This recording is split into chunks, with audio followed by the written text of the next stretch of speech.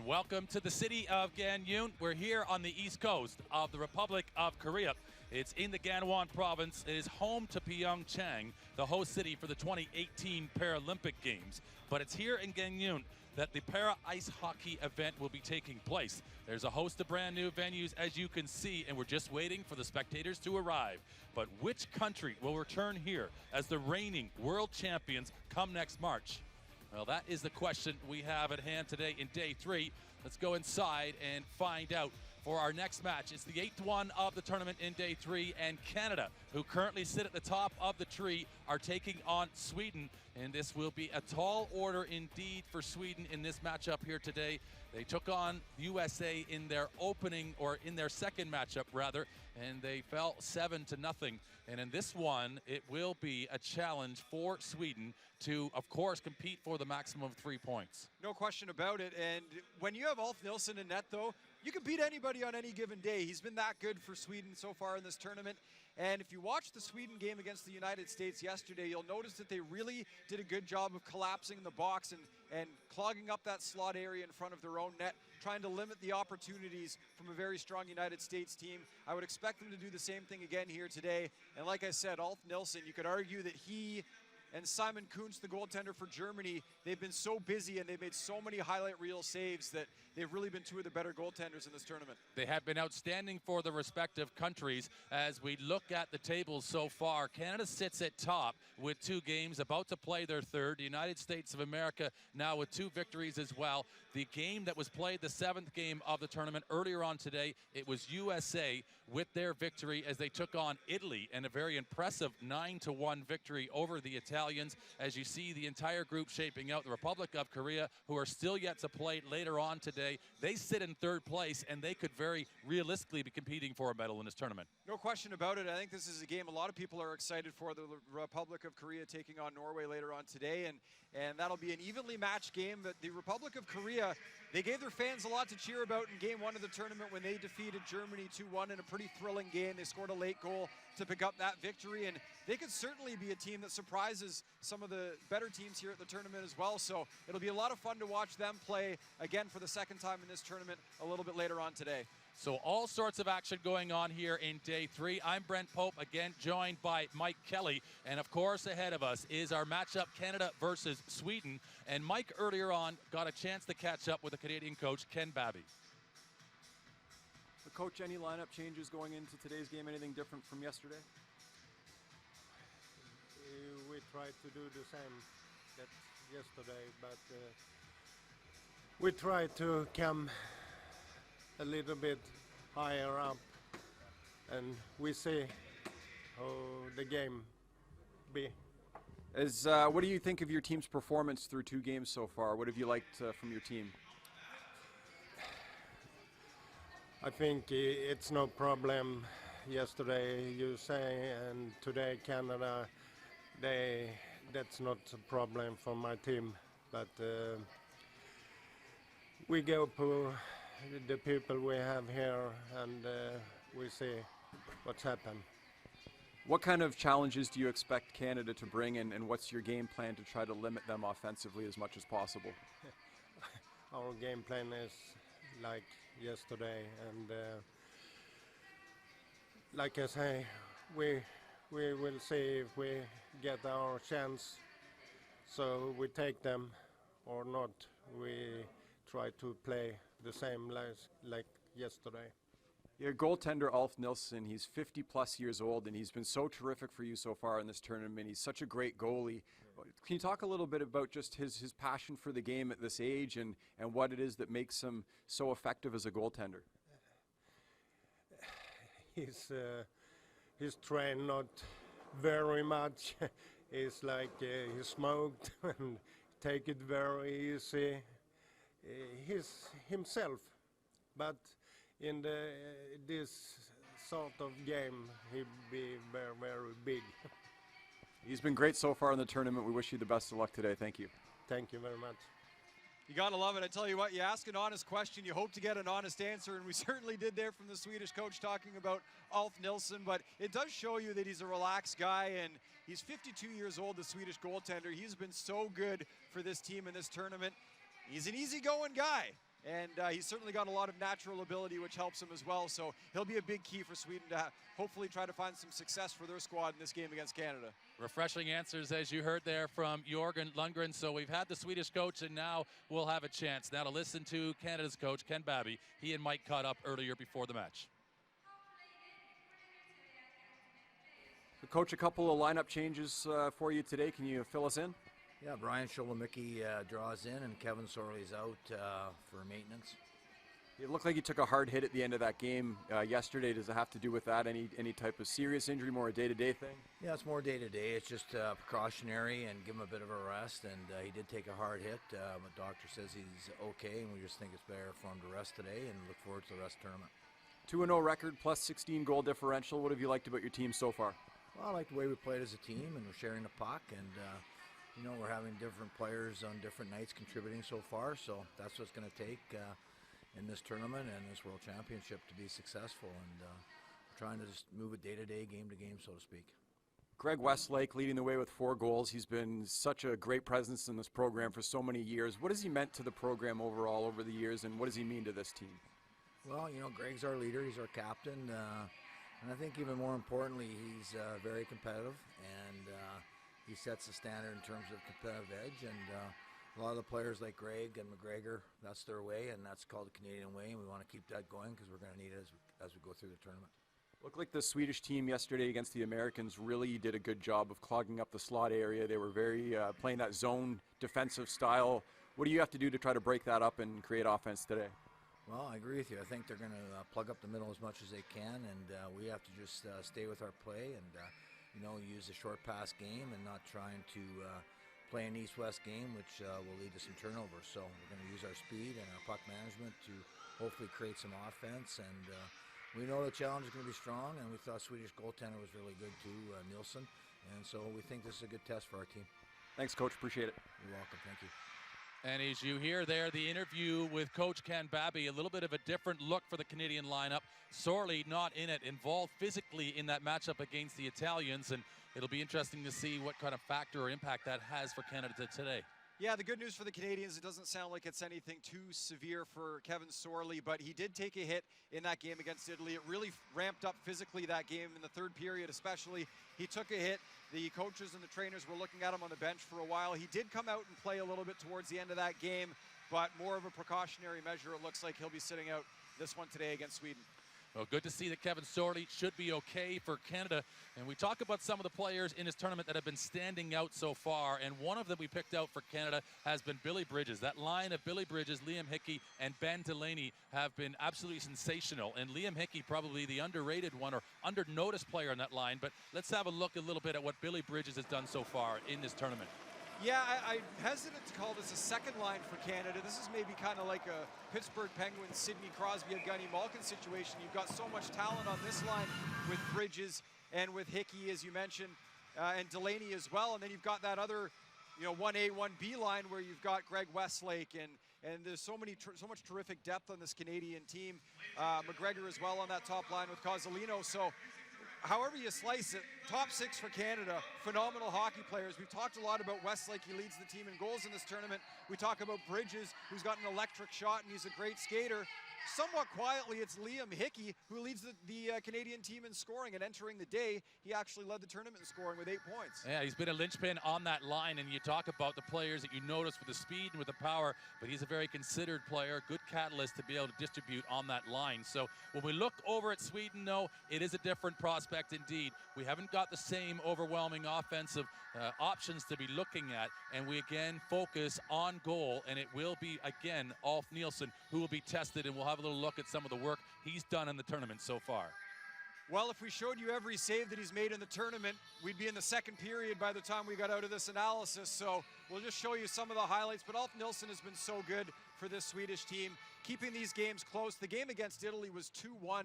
It was a very close game, even though the Italians dominated much of it. And Sweden almost pulled out a point, maybe 2-3 points in that game. They certainly kept it close thanks to Nilsson. The 7-0 loss to the United States as well, more lopsided, but Nilsson was great. 47 shots against in that game. And Per Kasperi is a player to look at, as well as Ingvarsson up front for Sweden.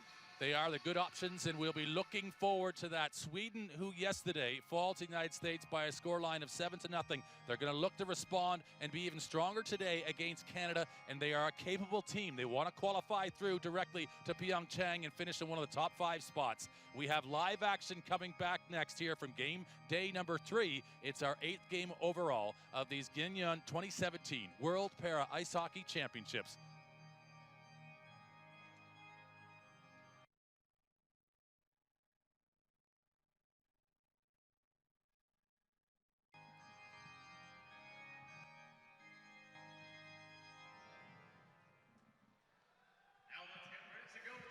And we have the referees already out onto the ice, and it is the Norwegian in responsibility for this one. It's Oe Luthqui who is going to have the duties, and there you see him.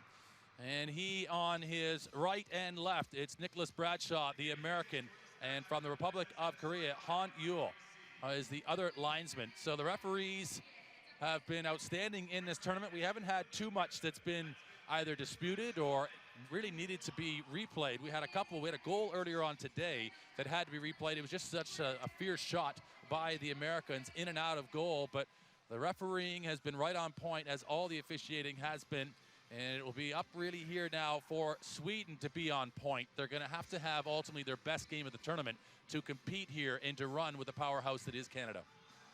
No question about it, and speaking to head coach Jörgen Lundgren of the Swedish team, earlier, he said they're going to apply much of the same tactics they did against the Americans, clogging up that slot area, playing very defensively and just trying to get the puck out of the zone. As we take a look at the lineup here for the Swedes, number 5, Ulf Nilsson, the veteran goaltender, will have his hands full today. And at forward, we look at that top line for Sweden, which features Goran Karlsson, Per Kasperi, and Nicholas Ingvarsson. That is the line. If anyone is going to get something done offensively for Sweden, they'll be looking for that top line to contribute, maybe try to surprise Canada a little bit and get an early one. Be interesting to see, as you see that Ingvarsson is listed there as a defenseman, just how they might utilize him here and whether or not that might be a game plan from the Swedish coach Jörgen Lundgren, just to maybe try to soak up some of the pressure. They did a great job of that, Sweden, as we look across at the Canadian lineup. And in goal, it will be Larocque, number 31, Dominic Larocque, who had the responsibility in the first match for Canada against Norway.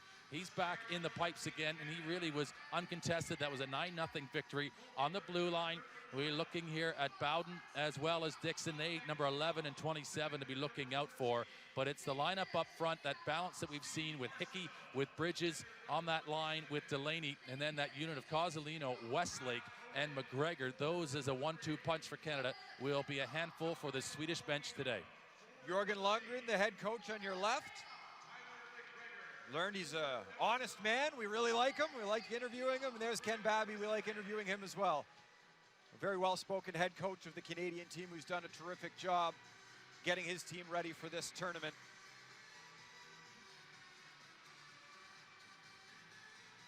Ken Babby knows that Sweden is going to really lock things down defensively. So as you heard from the interview in the pregame, he's got a game plan to try to find ways around that tight box that Sweden deploys in front of their own net. And we'll see if some of the speed and the puck movement, some of that high skill of this Canadian team can get those players for Sweden separated and create a bit of space for the Canadians, as they'll start with Cozzolino, Westlake, and McGregor. So Dominic Larocque with the duties here, and you wonder whether there's just a little bit of a balance shift there. Corbin Watson gets the responsibility in their second game against Italy, but I think as much as anything, there's a balance of distribution of ice time potentially from Ken Babby, as we get a great shot there inside the Canadian bench. And of course, in para ice hockey, the players are right there, the surface of the ice, releasing them out onto the bench, and that is a real art to get the players in and out of there, as we are ready to go for Canada and Sweden coming up in game day 3 action from Gangneung.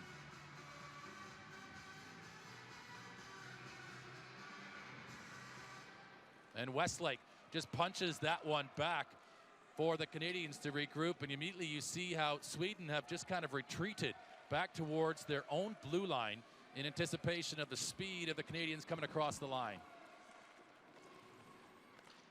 So one thing to look for here is when Canada does get set up in the offensive zone, if Sweden does what they did against the United States, you'll see them deploy sort of a zone defense where they just load players up in that slot area. You see right now 4 players there in a box defense.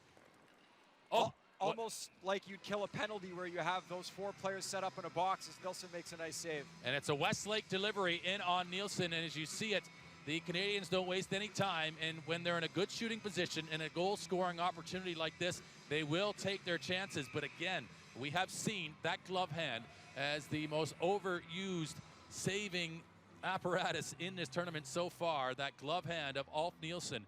And it's incredible. It's almost like a magnet. The players end up continually shooting there as well.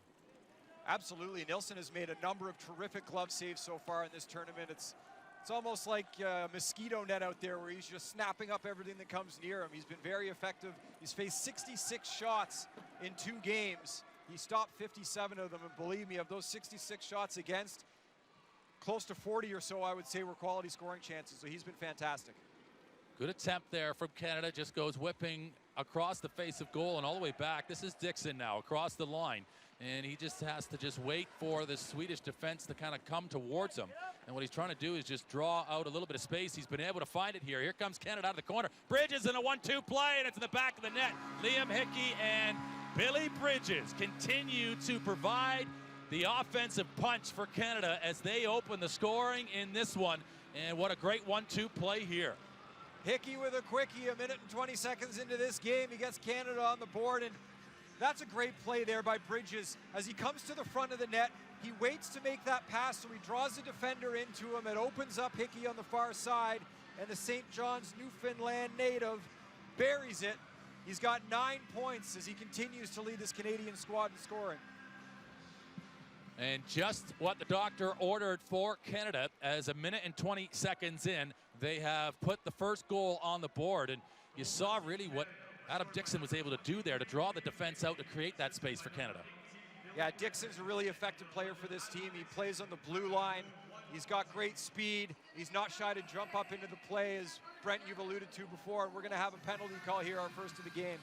And yes, it is. It's going to be Sweden who take a little bit of an exception to how the Canadians were attacking their blue line. It's going to be a roughing call, and coming across, it's Marcus Holm who's going to receive that 2-minute penalty or potentially less with this Canadian power play now in employment. And there is something that Sweden need to be careful getting involved with this Canadian side, as they will make you pay, as you saw so quickly. Here comes Bridges out of the draw, and he's got Delaney and Hickey with him on this blue line. It's Arsenault. And the chance here with Armstrong, who is just waiting for his best option. Perk-Asperry, though, right all over him, and a good pick by Bridges to allow Arsenault a little bit of room. And now Delaney is every single player for Canada getting an opportunity to touch this puck up high in the offensive zone. Good puck movement here from the Canadians as they try to get the Swedes running around a little bit and find an open lane. And there is an open lane. Bridges with the shot, but it's blocked in front. And to respond to it is Sweden, who are just going to muscle Canada out beyond and into the neutral zone again. And you see how quickly it happens. The shots on these power plays, and particularly these strong teams, the real powerhouses like a Canada, these players are capable of shooting the puck from anywhere inside the offensive zone. And Bridges, if you give him a little bit of daylight, he will let it go as he feeds a play backside for Bowden. What a touch. Oh, for Nielsen. How does he recover that one on the goal line? And that was probably more fortunate than by design, as Nielsen just gets a touch to keep it out. Nielsen, an unbelievable play as the puck was going in behind him. He takes his glove and swipes it behind his back to keep the puck out. And another shot here by the Canadians, and they score on the power play. An electric shot by Bridges. And Billy Bridges comes straight down Broadway. And he does not need an invitation to shoot. As we said before, on this power play is lethal hunting, as they will come out and take the scalp of Sweden quickly with a second goal here. And Bridges, you just can't blink or really wait too long before he's going to fire, as he puts a bullet up into the top right corner, and Nielsen's been breached for 2. Here they come again. Canada right off the face-off. Backdoor play for Cozzolino, and that's as sweet as a nut for Canada as they have just dominated here in the opening stages as we're just over 3 minutes gone, and they have scored 3 goals, and that one right off the face-off from the second goal, and they just take it right past the Swedish defense, and the 1-2 of McGregor over to Cozzolino, and Nielsen is totally prone in Sweden's goal. Yeah, nothing Nielsen can do there. That's just not fair. As you see the speed of Tyler McGregor flying up the ice surface, setting up that goal. The Canadians, a quick 3-0 lead here as their speed is just too much for Sweden to handle right now. So take a breath and you will miss the action. Certainly don't blink, as Canada have come aggressively and have been able to capitalize on the power play. That was a power play goal for Bridges. And then the last one is right off the face-off from that second goal. And then the 1-2 punch, as you just saw it there, as Cozzolino gets the feed from McGregor. And it is coming thick and fast. And Canada don't look as though they're going to slow up here. Here they come for some more, as it's McGregor who's got a seam, and he tries to whip one to the bottom right side of goal. And that will just find its way back out into the neutral zone. And then the reload, as now Canada with good width and depth to their attack. Again, attacking Sweden with speed at the offensive line, and Sweden look a little bit tied up in knots right now. As McGregor, he'll look for some more. Where is his option? As Sweden do clear it for a moment, but it's a loose play for Bowden to come up with it. Westlake a feed in front, and maybe just hoping for a fortunate bounce for that one to have come off a Swedish defender's stick, as that will go the full length of the ice. And icing against Sweden, they get a breather, and they need it. The 5 players will stay on the ice. It's 3-0 for Canada, and we're just not even 5 minutes gone. Yeah, this has been tough for the Swedish team. They were fairly effective, even though they lost 7-0 to the Americans. They did allow 47 shots as well, but they were fairly effective in boxing up that slot area for large chunks of that game. The Canadians are just too fast and too quick with their puck movement right now, and they have the Swedes running around a lot in their own zone, which has led to the 3 goals so far, as we see their star player Ingvarsson go off the ice here for a change.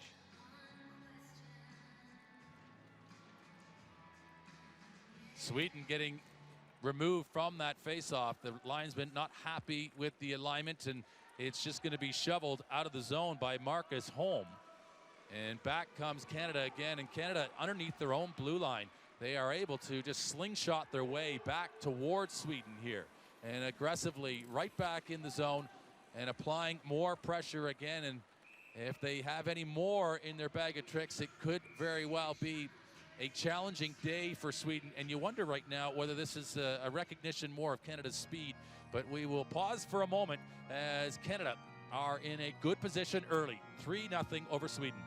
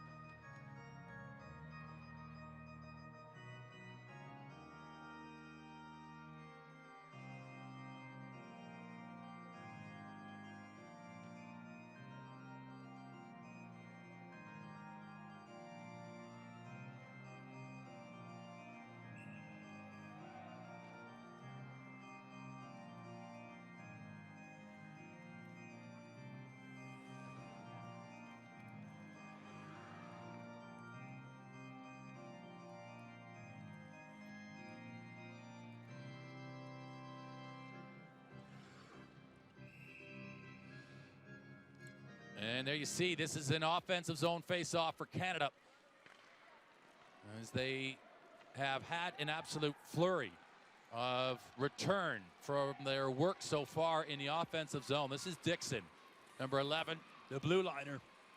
He's got an eye for goal as well. Oh, and a shot there that just comes out of nowhere. And it's going to be Sholomicki. And Sholomicki, you're so fine, as he scores his first goal of the tournament, as just from really what looked to be quiet beginnings on this play, Sholomicki with a laser across body on Nielsen, and even Nielsen's glove cannot deny this one. He's had such a good glove all tournament long, but that's a quick shot from Sholomicki, and Nielsen is being hung out to dry a little bit out there. He's only faced 5 shots, and there have been 4 that have gotten by him, but you look at the quality of those shots, not getting a lot of help from his defense right now. And again, this was a much better defensive performance that we saw from the Swedes yesterday against the Americans than they've showed here today against the Canadians, who are on the attack again. One more time, it's off the bar, but it's out. And a chance there, as it is McGregor, it's Smith rather, number 9, who just tests the iron. And there is Sholomicki just officially getting credit for that goal, a feed out, and Nielsen. And I guess the question becomes here, Mike, is this more of a compliment to the Canadian speed in this one, or are Sweden getting a little bit tired here in day 3? Well, it could be a combination of both. I mean, we'll take another look here at a beautiful passing play, a nice dish from Adam Dixon, the defenseman, finding Sholomicki. But yeah, the Swedes, they definitely look a little more decombobulated in their own defensive zone. They're not as effective in creating that box area to clog up the slot as they were against the Americans, but also the Canadians. As the referees did take a quick look at that shot off the crossbar, they determined it's no goal. The Canadians have been quicker than the Americans were yesterday in their passing and in their skating and playmaking as well, and it's really caused problems for the Swedes. It's a face-off win for Canada. Bridges rolls back around after he wins it. There's the shot, and Bridges right now is a man possessed for Canada. There's nothing you can do to slow down Billy Bridges and his fearsome shot as he goes high up into the gun rack again. Well, we've seen Bridges absolutely whip the puck either way. He's got it on his right hand here. He goes left as the defender, number 7. Carlson is right on him, and he can shoot it with either hand very effectively as you see him go top corner. An absolute beautiful shot from Billy Bridges. He continues to be one of Canada's most effective players. As you look at the top 6 they have in the 2 lines that they employ, and not to take anything away from anybody here, but Westlake and McGregor, really the 2 exceptional players. Cozzolino in his first World Championship playing alongside them as well. And then you look at Bridges and Hickey, the great chemistry they've had on that second line also. And Bridges getting it done for Canada. It's an early 5-0 lead. It's Westlake into the corner, and Bridges again. Now a second goal in the game. Fed out front for McGregor. He goes off the iron. He's denied though by the red post as it kicks from right to left into the far corner, and Westlake is the first one on it. He again just sniffs out that loose puck opportunity and just controls it well enough. And he gets some puck support now.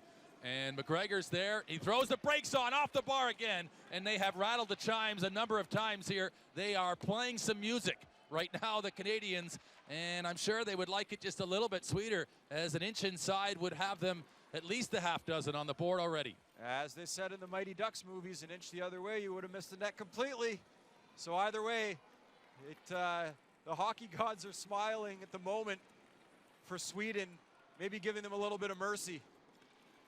And they are just content to move it into the corner, and right now it looks as though it's a 5-on-5 power play for Canada as they just continue to reload. And rather than regrouping, they are reloading. Here's a wide open chance for McGregor, but Sweden in the way will block that one, and that's a good defensive position to block the shot. And electing to keep play live is Larocque coming out, not allowing that one to go for icing. Line change for both teams. There's a lot of ice on this right wing in which to fill, and it will be Armstrong who's the first one to fill it. Dixon just lays it to him. It bounces out like a pinball, and it works out well for Canada. Dixon goes right to left, backside. Sholomicki looking for his second of the game, and now Armstrong is just going to come in and clean things up, as Canada are really just with a magnet on their stick, and that puck is made of steel right now. They just cannot lose it from their possession. They'll hold, and it's Armstrong, and it's a patient delivery from Canada as they're trying to get the twisting and turning Swedish defense just to turn the wrong way at the right time, and then just create an opening to get a good shot in on Ulf Nielsen. There's a shot, it will go in, and it ricochets in on goal, and you can see what Nielsen thinks about it, as Adam Dixon was the deliverer of the shot. He goes low, he goes hard, and he goes with a 6th goal on the board for Canada. Well, you got to start feeling a little bit for Nilsson as this one's deflected in front of the net. It looks like it goes off the sled of the defenseman, Peter Nilsson there. And we'll see how they credit it. Adam Dixon with the shot. I believe it did go off the defender's sled. And for Nilsson, 2 straight days of competition. Again, he faced 66 shots in total, 47 coming in the game against the Americans yesterday. So at 52 years of age, you got to feel like maybe he's a little bit tired with the heavy workload that he's had, and it's 6 already with 6:39 still to go. You wonder how long it will be before Jörgen Lundgren decides to give his star goaltender some time off here and maybe put in Andreas Neumann, the 33-year-old who would be playing his first ever World Championship game. Well, we haven't seen anything quite like that yet in these championships as Smith now across the line. Good defense on him as Hedberg takes away a lane. It looked like Smith had a look at it. Now it's going to be Henry backside. Bridges looks like he'll score from there. He doesn't. And you would have bet on him, really, that he would have been able to convert that one there, but he goes wide of the goal. And it will be picked up by Sholomicki. Sholomicki with a hot stick, as he has indicated or shown us already with his 1 goal. And he'll just be patient with the build-up here as Delaney comes across this top of the offensive zone. Bowden down low. And the intention was for Sholomicki just to carom that puck in. This looks like a very hungry and intentional Canadian team here that is not going to slow up at all. Well, the way they're playing, you'd think it was a 0-0 hockey game right now. They are up 6 goals, and they're flying around the ice. We talk about Bridges with a narrow miss. He's still out there looking for another opportunity. Sweden is able to clear the puck here, and they'll change all 5 skaters, so if the Canadians can get the puck up ice quickly, perhaps an opportunity for a break, but a good change there by the Swedes as they get a new complement out on the ice. And Bridges will just button hook here, and a feed back to Bowden. It's all this movement that Canada's creating. There's a shot up and over the crossbar there as Bowden goes in and out, goes with a left hand, and maybe even surprises Nielsen on that one. Bridges with a little bit of a head fake, tries to avoid the Swedish defense, and we got a whistle here as the referees will have a little chat about something that's gone on there, but we will have a break as well as Canada with a half dozen on the board, and they are flying high.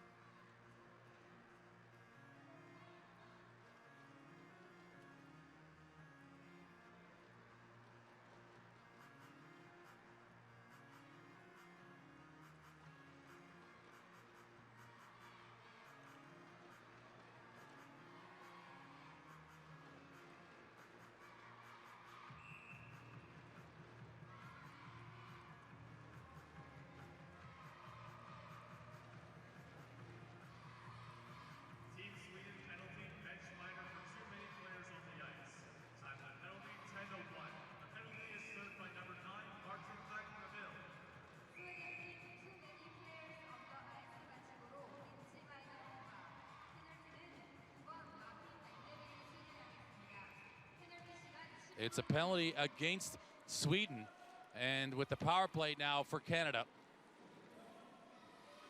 it's going to be Bowden with control and just patiently working around. So it was too many players on the ice right there before the break in play.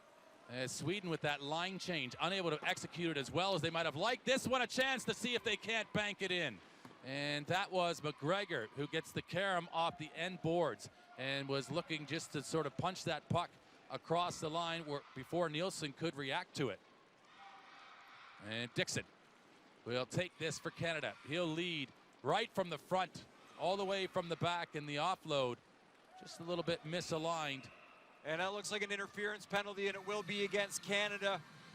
A little bit of a pick was set there. I don't think it was an intentional play. It was just 3 bodies coming into a space that was only big enough for 2. McGregor ends up picking the Swedish player, and he's off to the penalty box for interference. And maybe a little bit of a case there from Canada that trying to work a little too hard in creating the opportunities. They almost feel as though on the power play they expect themselves to score, and they go and push a little too hard, and now it's to 4-on-4 action. as still the penalty being served by Sweden. So there we will resume. It's Armstrong who will take collection of this puck. And look at Armstrong come from a defensive position.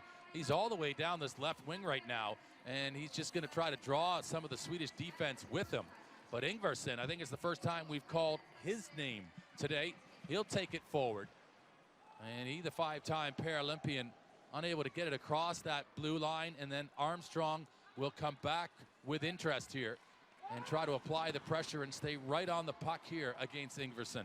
45 seconds, 40 seconds now to go in the Swedish penalty as these teams skate 4-on-4 with one man in the box on each side. In another 30 seconds, Sweden will be off to a power play for about 50 seconds total. Down low, this is Armstrong, and you wonder whether or not Canada will be just as happy trying to play. And this, unfortunately for Sweden, they've played it the length of the ice, and they are 4-on-4. And sometimes probably as a result of the 6 goals that they have already conceded in this hockey game, you can lose track sometimes in the course of the game. You're just almost looking for a little bit of a breather.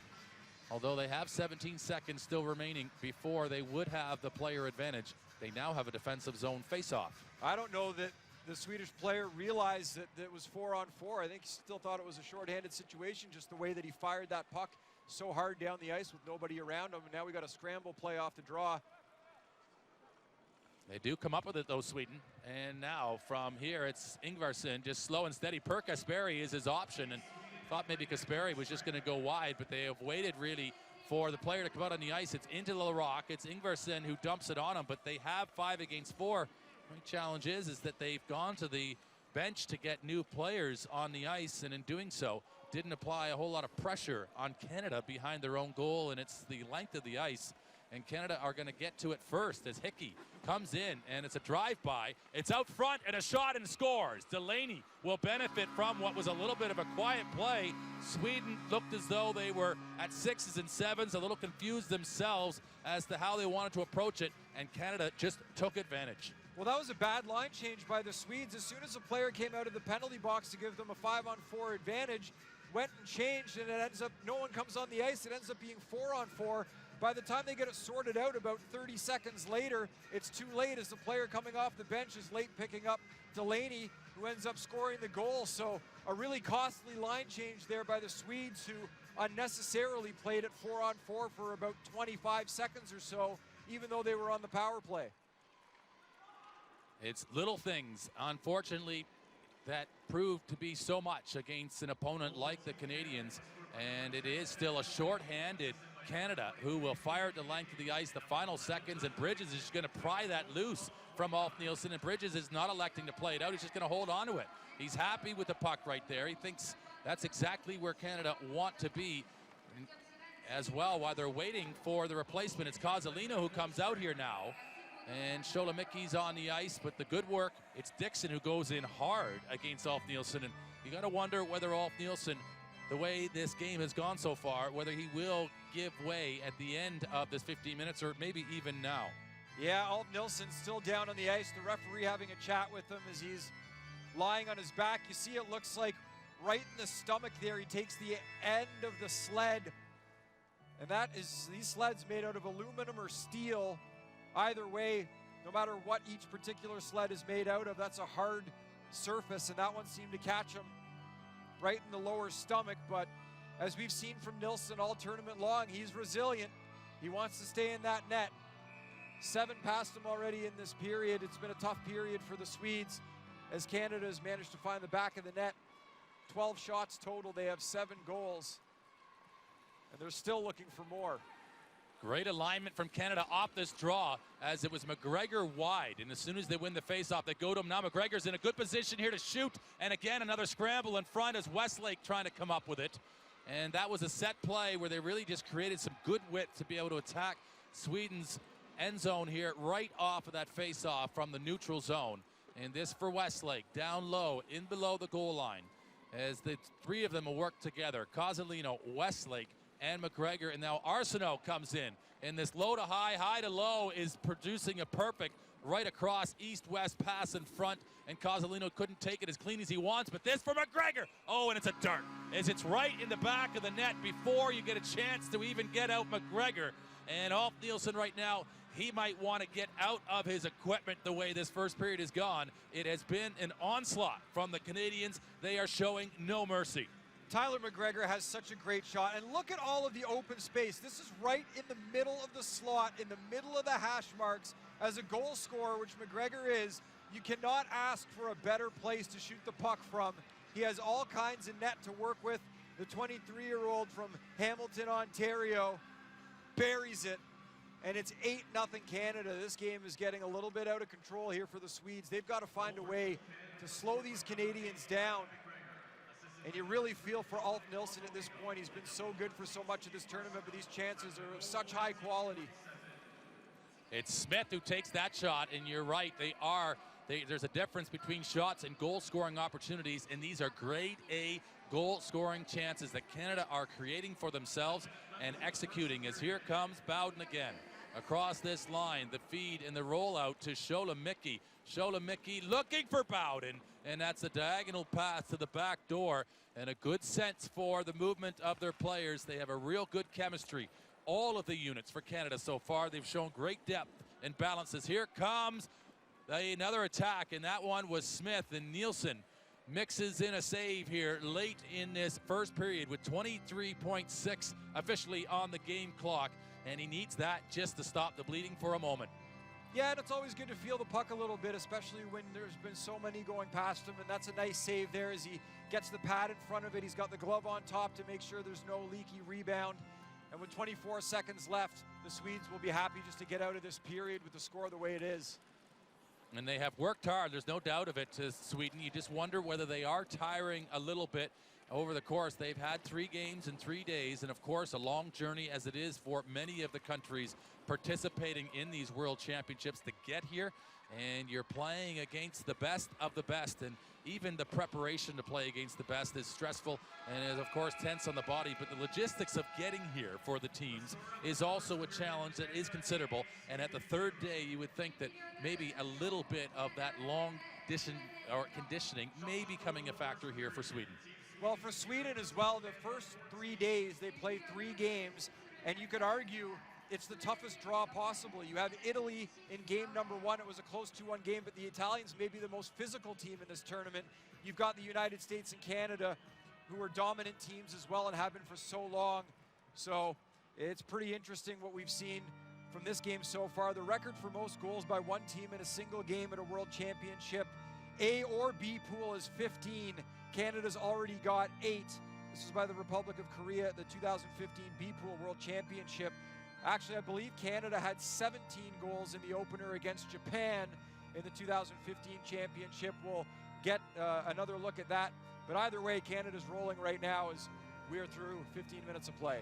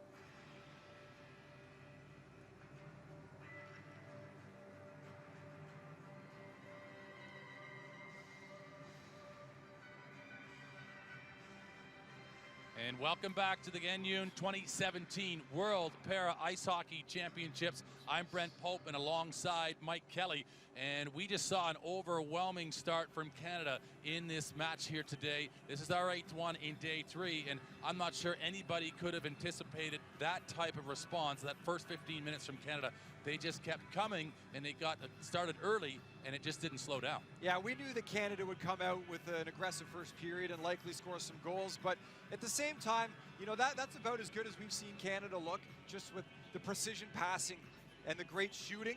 At the same time, the Swedes don't look like the same Swedish team that we saw in the first 2 games.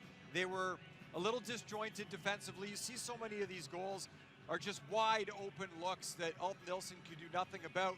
I think that the Swedish team is a little tired at this point. As we mentioned at the end of the period, they started the tournament against Italy, a very physical team. They've had to play the US and Canada back-to-back now, 3 games in a row against those 3 teams. So it's been a difficult go for Sweden, and I think right now more than anything they just need a bit of a break. You're right, and they will get a break here in the intermission, and they need to utilize it as you're seeing the waves of approach and attack from Canada as they continue to come at Ulf Nilsson, and you do have to kind of think, well, it's not even a question of age necessarily for Nilsson. I don't think anybody in the world, I think if you put Steve Cash in goal, the way things were going in that particular first period for Sweden, it really was all about Canada putting themselves in good positions, and they did that often in that first period. And of course, not only good positions, but prime, as we said, grade A opportunities. There is a difference between shots and goal scoring opportunities, and Canada just made so many of those count. They were really clinical with their shooting, and Bridges, as you watch here, as he goes to his left hand, the way he gets this particular shot off for a goal is just absolutely lethal to be able to finish with that. That is world-class execution, and you just can't emphasize it enough at just how special that is. As Dixon, you see the reaction from Nilsson. I mean, he's just kind of said to himself, almost to a degree, almost throwing in the towel there. And of course he won't. He's going to stay the fight and stay the cause. But Sweden feeling a little bit worn out, of course, after 15 minutes of play and action that we've seen here. So really impressive start from Canada. We'll just give ourselves a little bit of a break. We'll be back to discuss a little bit more here as we keep giving you coverage. And this, so you see these shots in the first period. 14-0 for Canada, and when you get 8 goals on 14 shots, and you could argue about 12 of those shots were high-quality opportunities. If I'm Jörgen Lundgren, and I'm certainly not going to tell a coach what to do, these guys are coaches for a reason, but if the pucks are going in anyways, you might as well give your star goaltender, who is 52 years old, a rest. So it'll be interesting to see if Andreas Neumann makes his first World Championship appearance when Sweden comes out for the second period. So we'll join you for more coverage from Gangneung 2017 World Para Ice Hockey Championships in just a moment.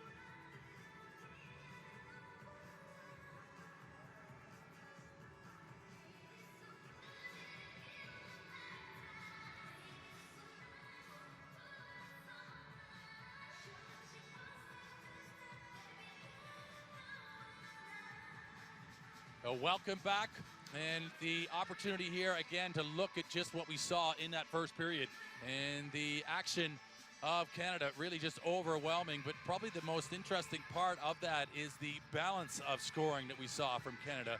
We haven't seen yet a performance in this tournament, I don't think we can say, Mike, that where we've seen a team that has been able to, each of the three lines, contribute so potently to what they've been able to put into the back of the net of their opponent. Well, absolutely. You look at the goal scoring summary from that first period, and the one thing that you'll notice, Billy Bridges is the only player with multiple goals. They got goals from 7 different players on this team, and that just is a bit of an indication of how balanced this Canadian roster is.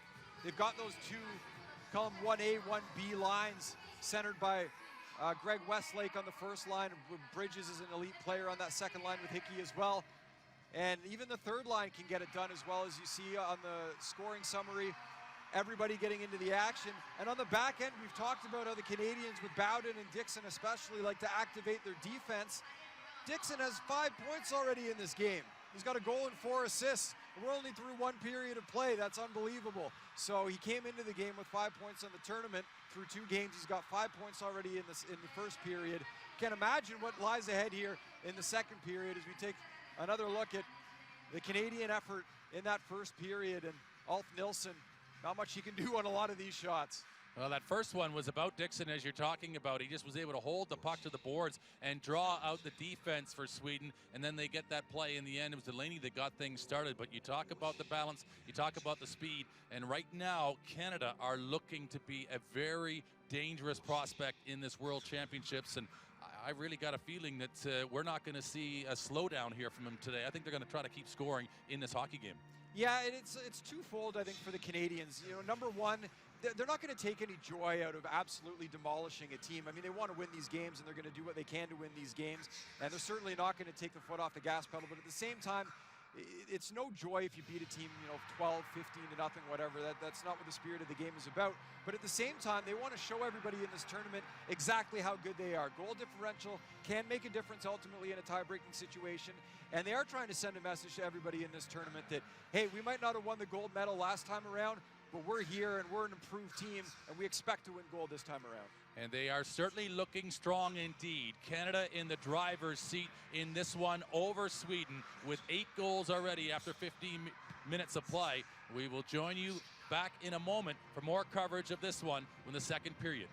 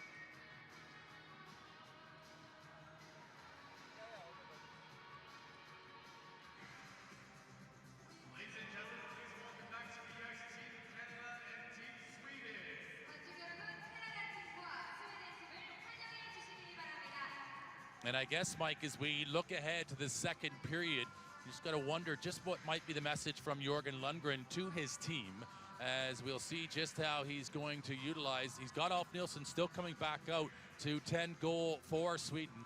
And you've got to wonder just a little bit just how they feel coming into the second period and what they've experienced so far in this one. Well, I hope he at least asked his goaltender if he wants to continue, because it would be cruel and unusual punishment if he didn't, to send him back out there. But, you know, Nilsson enjoys playing this game. He does play it at a high level, and you're not going to fault him on many of those goals that we saw in the first period. The looks were simply too good for Canada. And as we talked about earlier, Sweden did a very good job against the United States. They limited them to 7 goals. The U.S. is a superior team, no question. They did a good job of boxing up that front of the net area. They just haven't been able to do it in any way, shape, or form here today. I don't know if that's fatigue or if the Canadians have just simply found a way to break that up by moving the puck a little quicker. Either way, the Swedes will start here. Carlson taking the draw against Smith. Canada putting out its third line to start the period, so perhaps a nice little gesture there from Ken Babby to not send the big guns out right away at least. We are set and ready, and so is our Norwegian official Lukke, as it will be Smith and Armstrong to battle against Ingvarsson. And on that opening draw, that was Goran Carlson. And Sweden do get it in behind, and so, as you might expect, Dominic Larocque will stay in goal for Canada.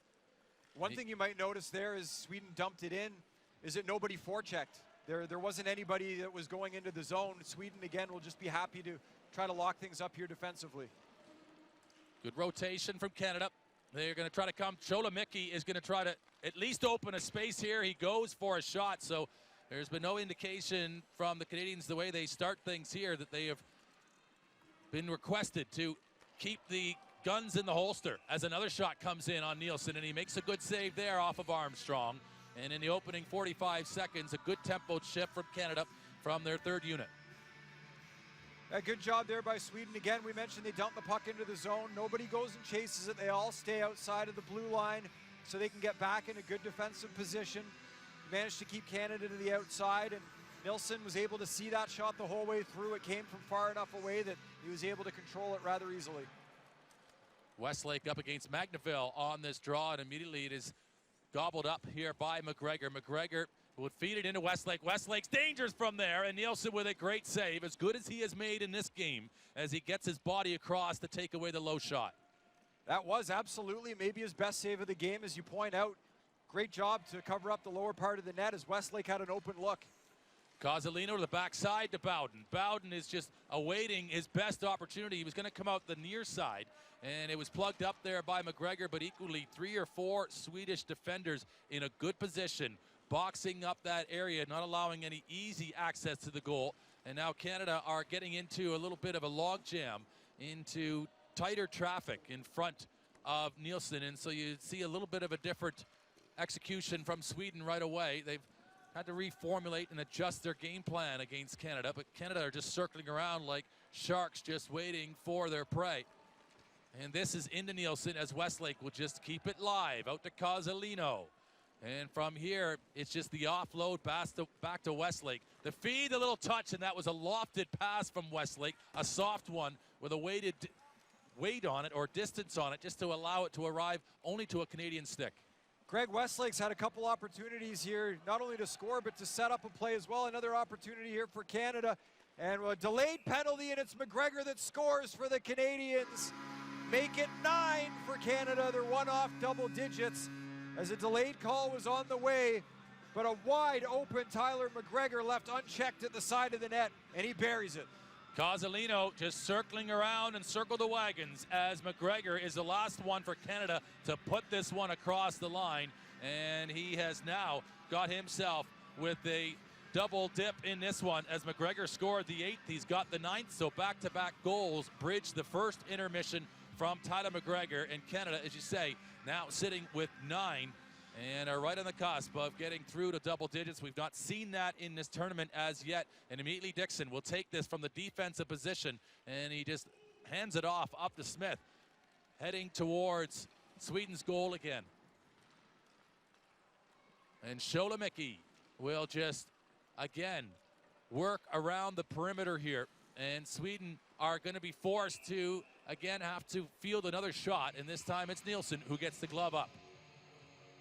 Nice save there by Nielsen. Again, anytime that Sweden can force Canada to take those shots from outside of that area that they're clogging up, Nielsen will have enough time to see it. It's when Canada's able to penetrate into that defensive structure as they did so successfully there.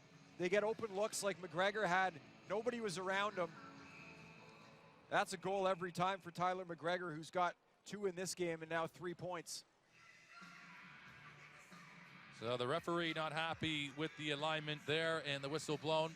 And Sweden will have to replace, and coming in, it's Per Kasperi who will now contest this face-off against Smith. And it's won by Sweden.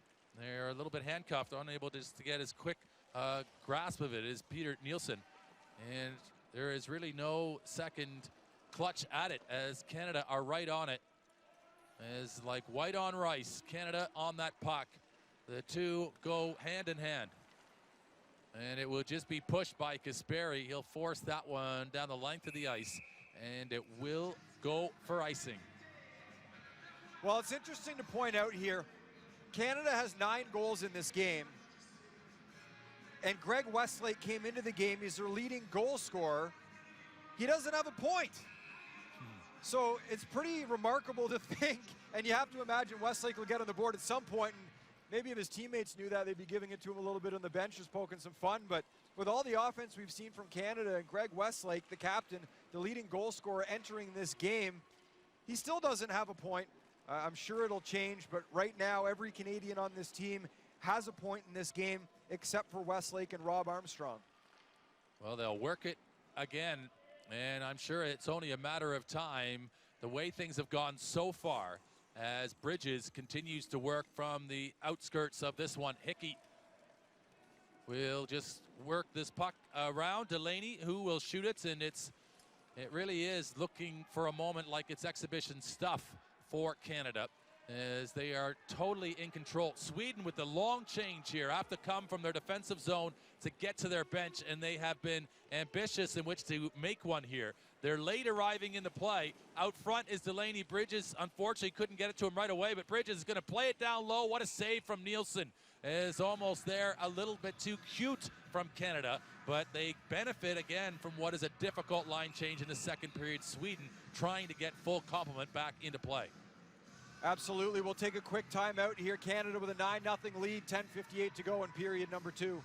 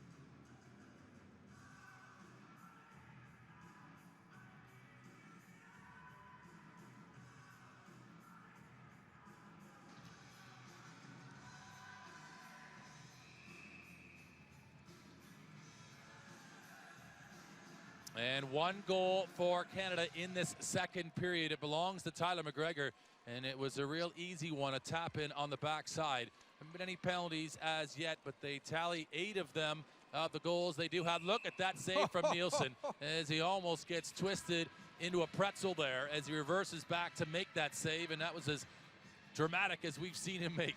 That is a phenomenal glove save by Nielsen. A good opportunity here from Bowden, and this is a great play because he goes cross-body to make the glove save.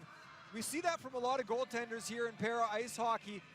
More difficult to make a blocker save because they use the stick to balance themselves. So oftentimes they'll use the glove to go cross-body, and Nielsen, a phenomenal save there. Sholomicki with a chance here as he goes wide of the left post and picked up immediately by Smith as Arsenault comes in off the blue line looking to flirt with some shape and some structure to this Canadian attack. Right now, they're all trying to force their way through what is a real packed Swedish house in front of Nielsen. They're doing as good a job as they can as they try to separate and break this Swedish fortress down. And Bowden gets knocked right off the play. That's great body contact there from Marcus Holm. Marcus Holm, he's a physical defenseman, 6-time Paralympian. He's a veteran, 43 years old. He knows how to throw his weight around, and he did a good job of it there. The offload, Dixon, oh, a nifty move underneath, and Dixon will rip it too. He's just as capable as Billy Bridges, and one of these top players in the world that can just hide that puck really just off the side of the sled and release it, and it's so difficult to pick it up off his stick blade. As there's another quick shot in, as they're starting to pepper Nielsen again, as McGregor comes up with it. He uses his own hand and needs to be careful there. That would have been a hand pass ultimately to himself, but it goes unnoticed as the puck is cleared the length of the ice. You're allowed to hand pass it to yourself. You in the offensive zone, or really anywhere other than if you're in the offensive zone, you can't make a hand pass to a teammate. That would result in a stoppage in play. So you're allowed to do it to yourself, and it was a nice play there. As Dixon had a pretty hot shot that sailed just over the net. The Swedes iced the puck here. It's all Dixon needs is more points. I guess 5 in the first period wasn't enough, Brent. Well, he just has a knack, doesn't he? And we go back to that compliment that has been bestowed upon him by Josh Pauls of the USA team, and he in his own right is right up there on a handful of players at the top of this sport, para ice hockey, complimenting Dixon, saying he would be his #1 recruit if he was putting together a full all-star team. Just he sees him as a real catalyst to how the Canadians shape themselves from the back, and he's got the puck again. And he's just waiting to see where and when he wants to give the feed out front to Hickey, and it slots up high. It goes off a stick in front, and Hickey was going to drive it home. Didn't matter where it was. He had the wide open goal. Nielsen had already committed himself on the near side, and Liam Hickey has struck again. Well, a nice setup here on the pass in front of the net by Adam Dixon, who does get another point, and you see it go off the Swedish defender. Maybe Nielsen would have had a chance there if it doesn't ramp up off the stick of Ingvarsson. Either way, it's into the back of the net. Hickey has the goal, and for the first time here in our 8th game of this World Championship, we have double digits in goals for a team. Canada came close to doing it in their first game against Norway, where they scored 9 times. They've got 10, and there's still more than half the game to go here. And they have not let up at all, although the scoring hasn't been as abundant in this second period as it was in the first. They continue to force the issue, and Dixon decides to have a go himself. And Nielsen, who has, I would arguably say, the best glove hand in this tournament that we've seen. No question, he's certainly up there. If it's not Nielsen, maybe Simon Kuntz with the German team could give him a run for his money, but I'd have to agree with you on that, Brent. Alt Nielsen has shown so many flashy glove saves. We take another look at the goal here, and it ramps up off the stick again of Ingvarsson, the 38-year-old in front of the net for Sweden, trying to defend the play. Either way, I think that puck's going in, as Nielsen was out of position here trying to sprawl across in front of the net. And Nielsen and the official having a word together as we get set to drop the puck with 8:31 to go in the second. And Smith will just lay out and find a way to stretch that and extend it as the passing sequence continues here, and every player for Canada getting an opportunity to handle the puck in this game. Sweden holding strong and as steady as they can. They certainly have not slowed up Sweden in approaching defense. They have worked hard. They have continued to be focused on their jobs at hand. They simply are having a team that is equally trying to draw them out, and the movement of Canada, the puck movement and equally their skating, is just a notch above, and it is giving them too many looks at goal as Nielsen makes that save again. And you make a very good point about how they use that blocker hand to brace themselves and to balance themselves. And of course as well, the glove gives them a chance to get a whistle and to make sure there isn't any leftovers. Absolutely, and that's a critical thing for these goaltenders to try to do, especially in a game like this for Nielsen. The last thing you need is second chance opportunities. There's enough first chance opportunities as it is. But that sequence there was a good job of Sweden playing the dots and keeping Canada to the outside. That's what they're trying to do. You'll see when they're set up defensively, they've got guys that will pressure Canada to the outside of the dots. And if they can keep the Canadians outside the dots, Nilsson will make a lot of those saves. It's when Canada is able to penetrate inside, as you see right there, McGregor able to do. That's when things get dangerous. Is this Canadian team still trying to score goals here, looking for an 11th. And that was almost like a Sidney Crosby play, equally from Bowden too, a one-handed backhand. Trying to elevate the puck, and very impressive from two players there from Canada, just coming around the net and looking if they can't try to just slide it in on the short side, but it will bounce out. And Sweden for a moment looked as though they were going to have a chance to go, a couple players, but again, Bowden marshalling that blue line like a general right now for Canada. Cozzolino, the backside, there's Westlake, and we still believe that Westlake is without a point in this one.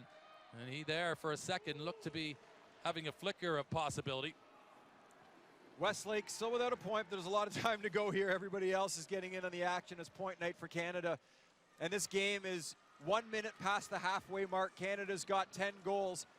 The record for most goals in a World Championship game was set by Canada at the last World Championships in 2015 when they scored 17 against Japan. So if you just look at averages, this thing could play out to have Canada around 19 or 20 before it's done. We could be seeing a record-setting performance here.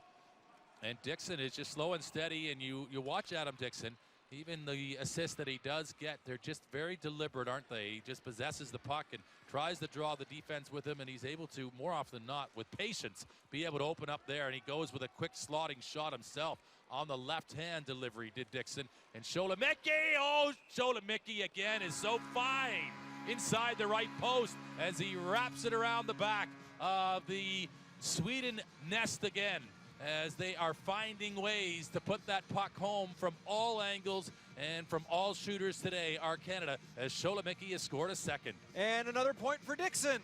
Sholomicki, Dixon after he hit the goal post, Sholomicki goes post and in. It's 11 for Canada.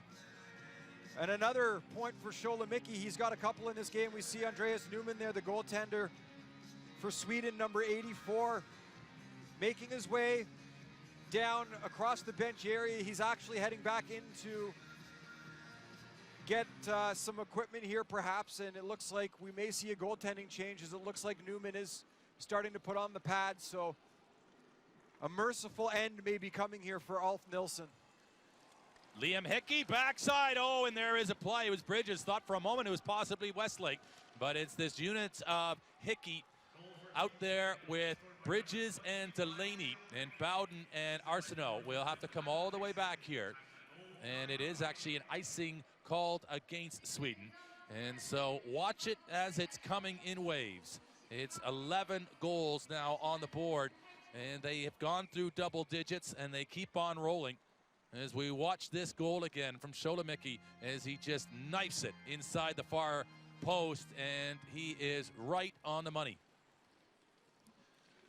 Sweden try for a second, and even there just couldn't quite get enough of it to clear their lines. And those are frustrating moments, and it's just needing to just keep as sharp as they can to help themselves. But it's Bridges who takes the puck, and Bridges, look at that, moving. He's like he's skiing out there downhill. He has all of momentum behind him, and he's just carving his way through the ice and trying to just get himself a little bit of room there. Delaney is awaiting and seeing and teasing this defense out, hoping that somebody will just commit to him.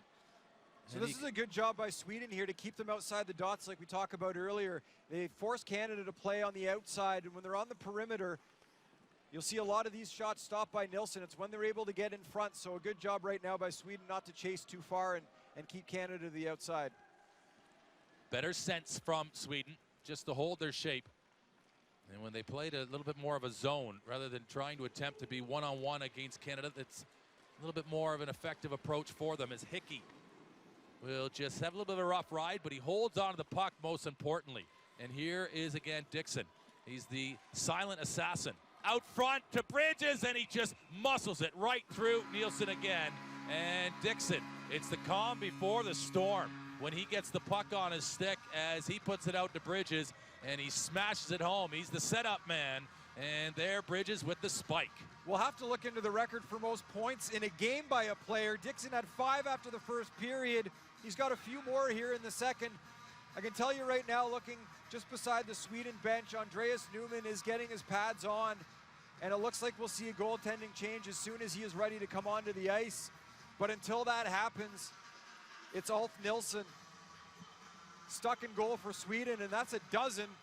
The Swedish coach, Jörgen Lundgren, right now walking over, and he's at the side of the bench asking when his backup goaltender will be ready. It's the first World Championship for Andreas Newman, and it looks like he'll get his first taste of action. And wow, what a lion's den to walk into facing a Canadian team that seems to be scoring at will. And Canada have not let up. And we just mentioned and talked about that aspect to it as far as the total score. And we've been debating here about the highest score ever, and I think we've got the confirmation of that. But right now, Canada doesn't look as though they're going to slow up. They look as though they may very well flirt with that being a new tally here, the way they've gone. And here, just over 3 minutes remaining in the second period. This is Westlake, their captain, who, as we say, still yet to get involved. And if he got himself a little bit of offensive momentum, we'd certainly see Canada push through the red tape of a new record.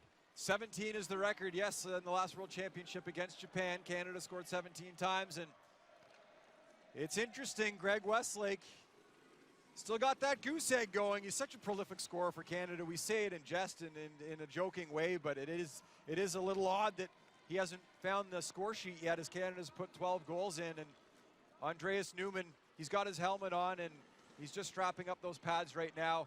It looks like he may be ready, so perhaps at the next whistle we may see a goaltending change. And getting wrapped up there a little bit awkwardly, and maybe fortunate not to have been penalized, is Kozolino, as he has, the Swedish player, a little bit of a wrap around him, without a doubt. As now in behind the goal, Canada still able to retain possession. This out for Sholomicki, and he will just work with one hand, powering himself around, and a good idea there to try to keep it low. But it's blocked, and here comes Sweden. They'll just push it into a position of safety. They've got 1, 2, 3 players. All 4 of them are going to go, and that's going to be a challenge to get 4 out in defensible position. It looks as though it's a 4-on-1 here, but Canada, with a misguided pass, can't take advantage, and they end up having an icing against it. For a moment, Sweden can maybe just breathe a sigh of relief. You were right there, Brent. That could have been a 3-on-1 for Canada, but the pass goes a little too long, and it ends up being an icing call. And we'll see Ulf Nilsson now head to the bench for Sweden. And all you can do is tap him on the pad when he gets to the bench if you're a Swedish player. He didn't get a lot of help in this game. And there's not much he could have done differently. It wouldn't really matter who was in net given the looks that Canada had. So Andreas Newman, the 33-year-old, comes into the game, playing in his first World Championship. Here you go, taking on a Canadian team that has been lighting it up in this game in what could end up being a potential record-setting game for Canada. Well, it's one of those challenges, not even that the fact that you're playing against a known superpower. It's a team that's actually probably playing at their level or even higher right now. But they will have a break, as it is 12 goals for Canada over Sweden. We'll be back in a moment.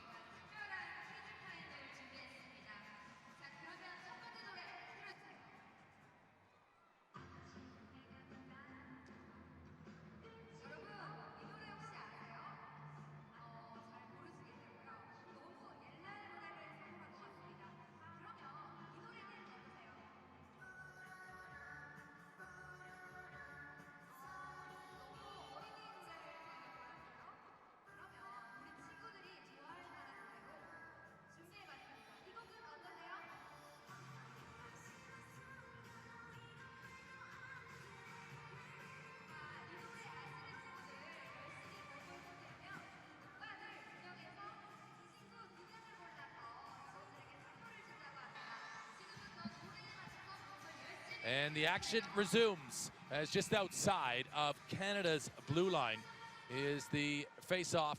And we are, as you see, just inside of a couple of minutes now remaining in the second period. And Ingvarsson will just throw it in.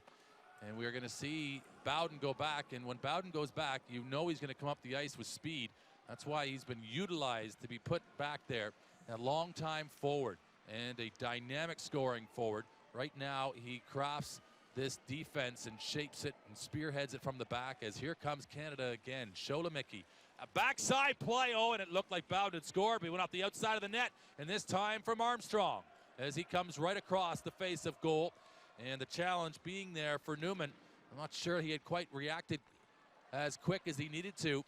Armstrong had a pretty good look there on that near side, but good defense from Sweden to just stay the course in front of their new goaltender and give him a little bit of protection in front.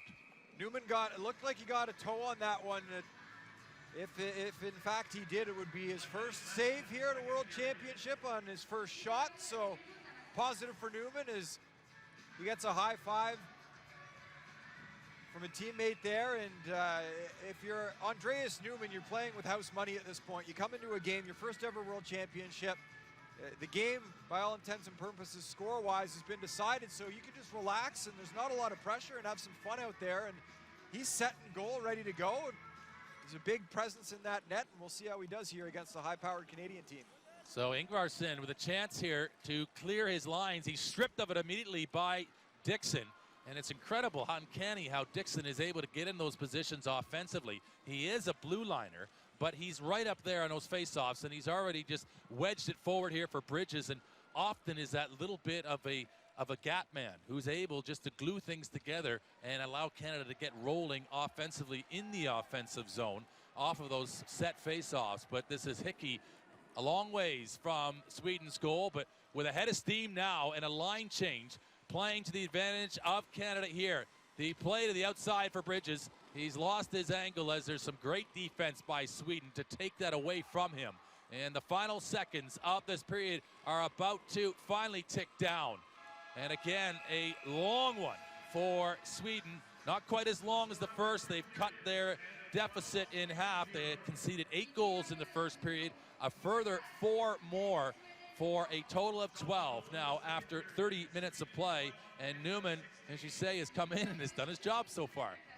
Absolutely. He didn't allow a goal there. Didn't really face any quality chances, but we believe he made his first save, getting a toe on one shot, and held the fort together there. So we'll see what 84 in yellow can do to help his team here as we head to the third period. 12-0 Canada with the lead. We'll have plenty more from the Gangneung Hockey Center in just a moment.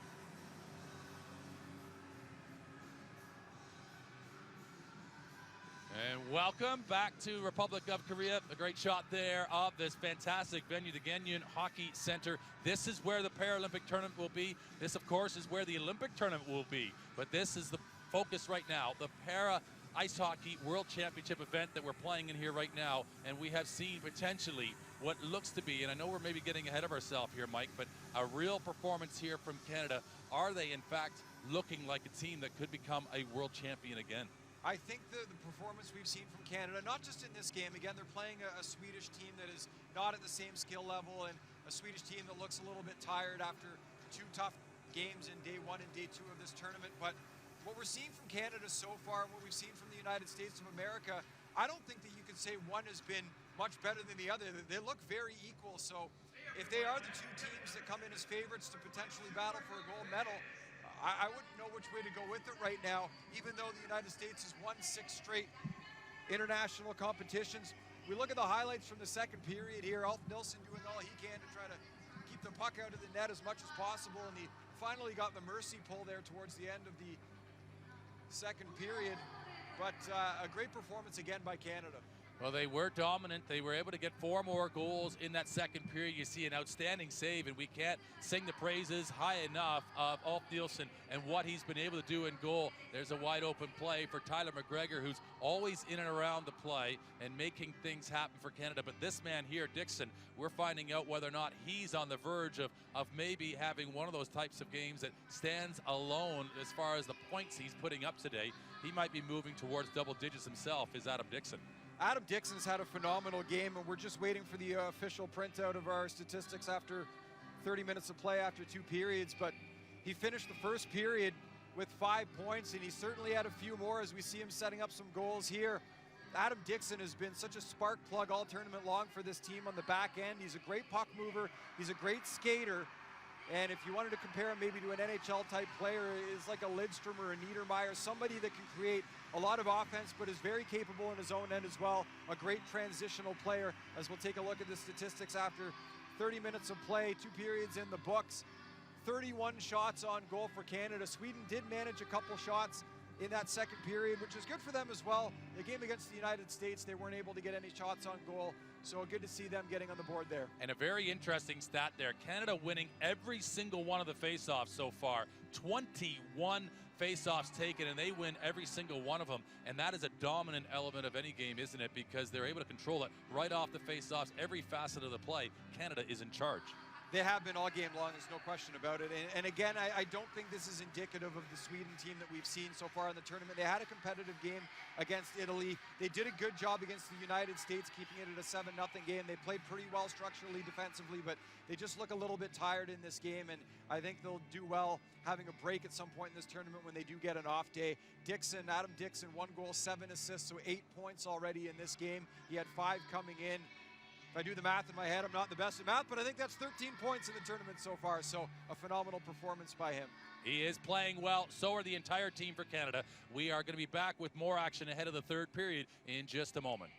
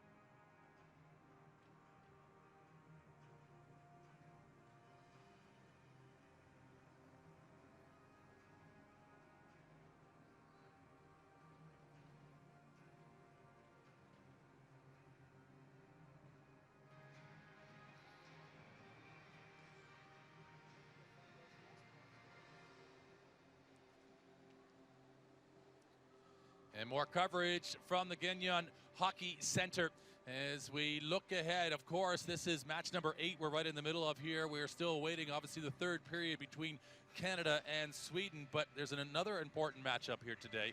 We have Norway taking on the Republic of Korea, and this is a big one because both of these nations could be in, if we're talking and getting ahead of ourselves, Mike, possibly in that bronze medal discussion.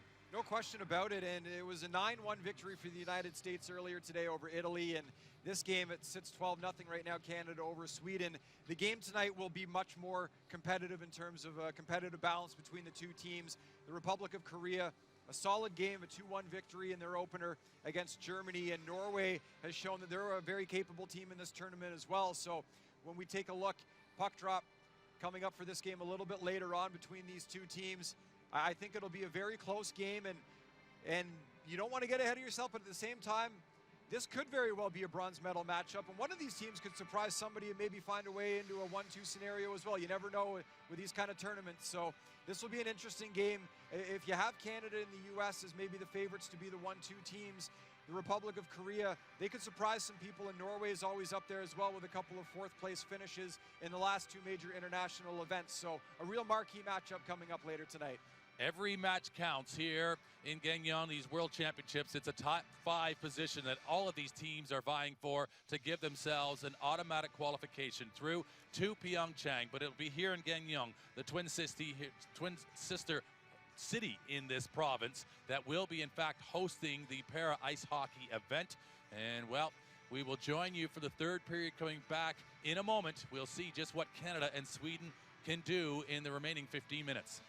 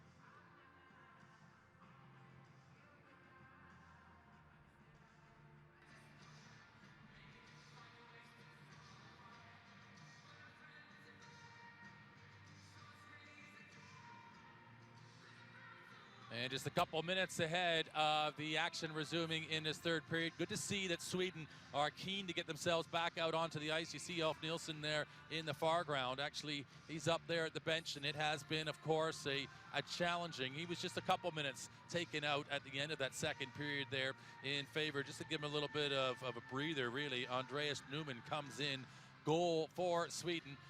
And really, it was a little bit of a mercy call there, you would say, from Jörgen Lundgren, just to give his 52-year-old, who has been his standout for his team, a little bit of a breather. No question. We talk about the overall fatigue that it looks like we're seeing from the Swedish team here, playing their third game in 3 days. They played a very heavy Italian team in a tightly contested game on day one. Obviously the Americans, the dominance they've had in these international events, a tough game in day two, and now the Canadians, who are also a hockey power in para-ice hockey. So it's been a tough 3 days for the Swedish team, and these players look a little tired. Certainly the goaltender, Ulf Nilsson, he came into this game having faced 66 shots and faced about another 25 or 30 or so more before he got out of this game. So it's a well-deserved break for Ulf Nilsson. He'll watch the third period from the bench. And Andreas Newman, like I said, he's playing with house money. He comes in here in a game that Sweden knows that they're not going to be winning, and there's no real pressure on him, even though it's his first ever appearance in a World Championship. He can just come in here and have some fun, try to keep the puck out of the net, do the best job that he can, and anything under 4 goals will be an improvement from what we've seen so far, as Canada had 8 in the first, 4 in the second. We should note as well, if Canada can find a way to score 5 goals in this period, they will tie a record that they set at the last World Championship, 17 goals in a game at a World Championship. They need 6 to break the record, 5 to tie it. Keep an eye on Adam Dixon as well. He's got 8 points already in this game. And keep an eye on Greg Westlake, the captain. Does not have a point yet. He and Rob Armstrong, the only Canadians without a point. We'll see if that changes here, as we are about 10 seconds away from puck drop on period number 3. And Luthke, the Norwegian referee in charge, he's ready. So are Smith and Carlson. And the puck is dropped, and we're underway.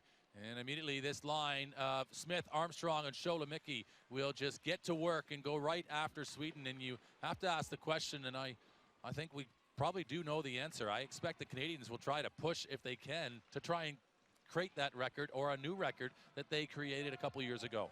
Yeah, they didn't show any signs of slowing down in the second period, and Sweden did do a little bit better a job of trying to box them out, keep them to the outside, and we'll see how successful they can be with that here in the third period. But the Canadians applying the same amount of pressure all the way through the game, even with the score being what it is. But for the second straight period, Coach Ken Babby has decided to roll with his third line to start.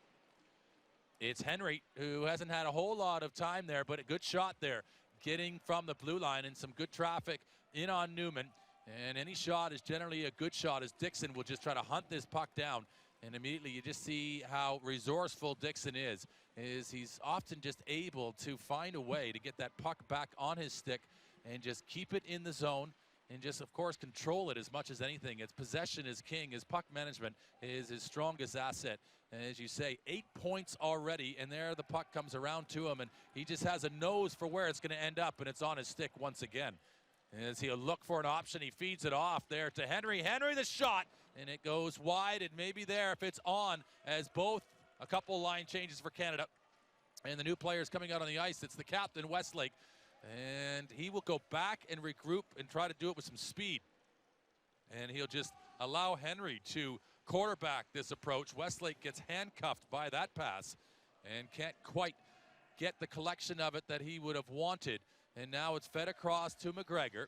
McGregor to the wide side. Where will the feed come from? McGregor's in great position. Newman, I think, has it underneath him. He does. And it's a sprawling save of McGregor, who just rides the wave there, comes across in front of the goal and almost slots in a 13th right under Newman. Great speed there from Tyler McGregor. Arguably the most creative Canadian forward. He's got great skills, great stick handling ability, and he can fly around the ice, as we just saw. But Andreas Newman making a big save. He's a big body in that net. You see him lay down there and keep his body in front of the puck, keep it out of the goal. A nice shot block by Christian Hedberg here, as the Swedes trying to keep Canada off the board. Bowden works and circles the zone. Backside, where will it come from? What a save from Newman. As good as we have seen, and the best one he's made of the game so far. Newman making his presence felt here. If you ever watch Seinfeld, you know the old saying, Newman!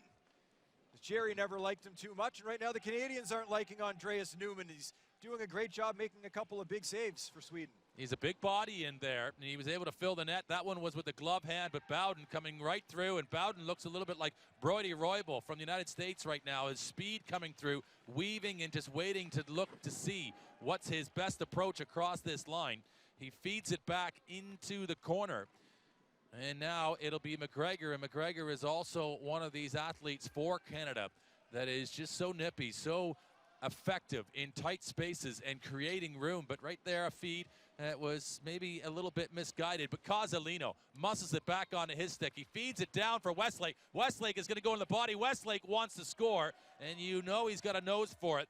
He is a prolific scorer indeed, is Westlake, but he has not been able to in this game. And what a indication from Westlake in his discipline. He goes right off and makes a line change. Rather than try to hunt for a point because he sensed he was on it potentially there, he gets off and he keeps good discipline there. And that's a great leadership move from Westlake.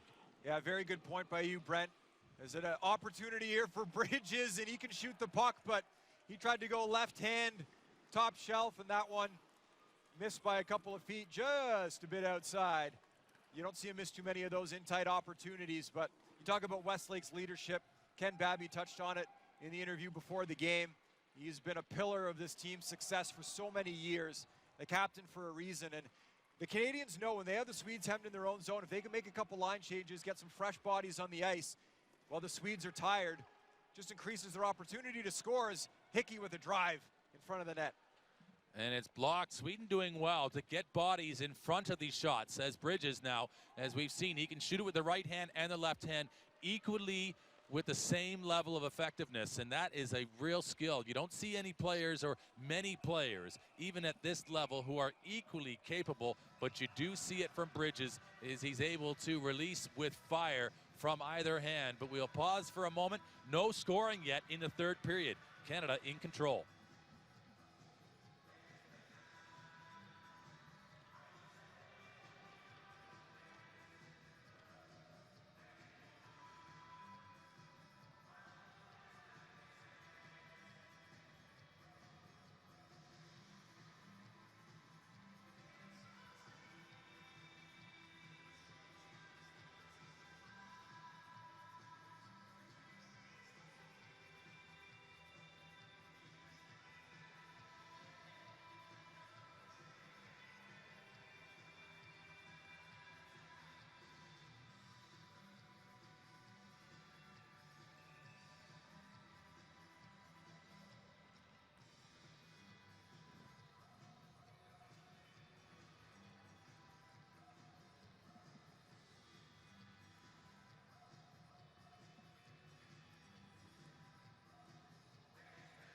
Smith up against Ingvarsson for this draw in this Swedish defensive zone, and a shot comes in. Newman has been great so far. He has not conceded a goal, Newman, and he comes in just a couple minutes left to go in the second period. Here's Sweden with their best chance offensively to get a good chance or a shot in on Larocque. They don't get it, as that was Holm, I think, coming across there, Marcus Holm, and he really just waited a little too long. You just see the speed of delivery and execution difference there between the two sides. Well, if there is a line that's going to get something done offensively for Sweden, it is the line that you see on the ice right now with Ingvarsson out there, number 3, and number 8 as well, Per Kasperi. Those are the elite offensive players, and we talk about Canada. They're not taking that foot off the gas pedal at all. They are still trying to score and create offense, but at the same time, they're deploying the third line a lot more than they would in a normal situation if the game was closer. In the second period, it was Canada's third line that played more than any of the other lines. So Ken Babby understands that they still want to score some goals, but at the same time, he's not throwing the big guns out there as often as he would. And so a good move of sportsmanship there by Babby, who understands that this game is already well taken care of.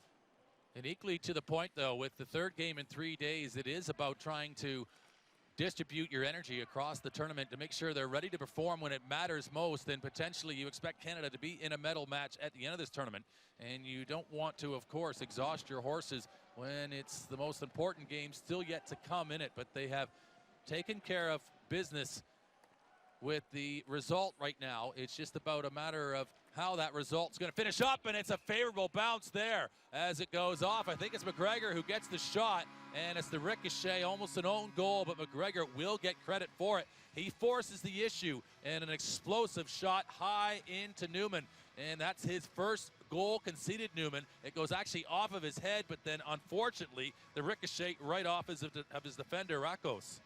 Yeah, that one stung Newman. It hit him right square in the mask, and after the puck went into the net, you saw him take his mask off, and he was wincing a little bit. That's just the way that it's gone for Sweden so far in this game, as Newman does make a nice save. He literally uses his head to keep the puck out of the net, but it bounces back underneath him and into the back of the net. They'll make sure that the goal didn't enter the net in any kind of illegal fashion, and whether or not it was off a player illegally, it doesn't seem to be. So 13, it's a baker's dozen for the Canadians. 8:47 to go, 4 goals off the record. And a good shot there from Per Kasperi off of that face-off, seeing if he couldn't catch out Dominic Larocque, who was maybe just getting himself reset. And of course, when you haven't got a lot of duty in the Canadian goal, sometimes you can become a little absent-minded, and I think Per Kasperi was just seeing if he couldn't catch out Larocque, but he makes the save, and it's now Canada down in their own defensive zone. And for as long as maybe they have been sustained in there for any point of this match so far, but they will have the puck on their stick, and here comes McGregor. McGregor's got room. All of a sudden, the parting of the Red Sea, it's the Yellow Sea, and and it's a great save from Newman again as he uses the coconut, and there is no cracking of the Swedish goal on that attempt. Great save there by Newman. He's really looked strong. Here's Westlake with an opportunity in front, but well guarded by the Swedish defense. McGregor, the goalie, just scored. That was his 3rd of the game, so he's got the hat trick. He was looking for a 4th. Some fancy stick handling underneath the sled there by McGregor, but it was Newman. A big presence in the net. He's a big goaltender.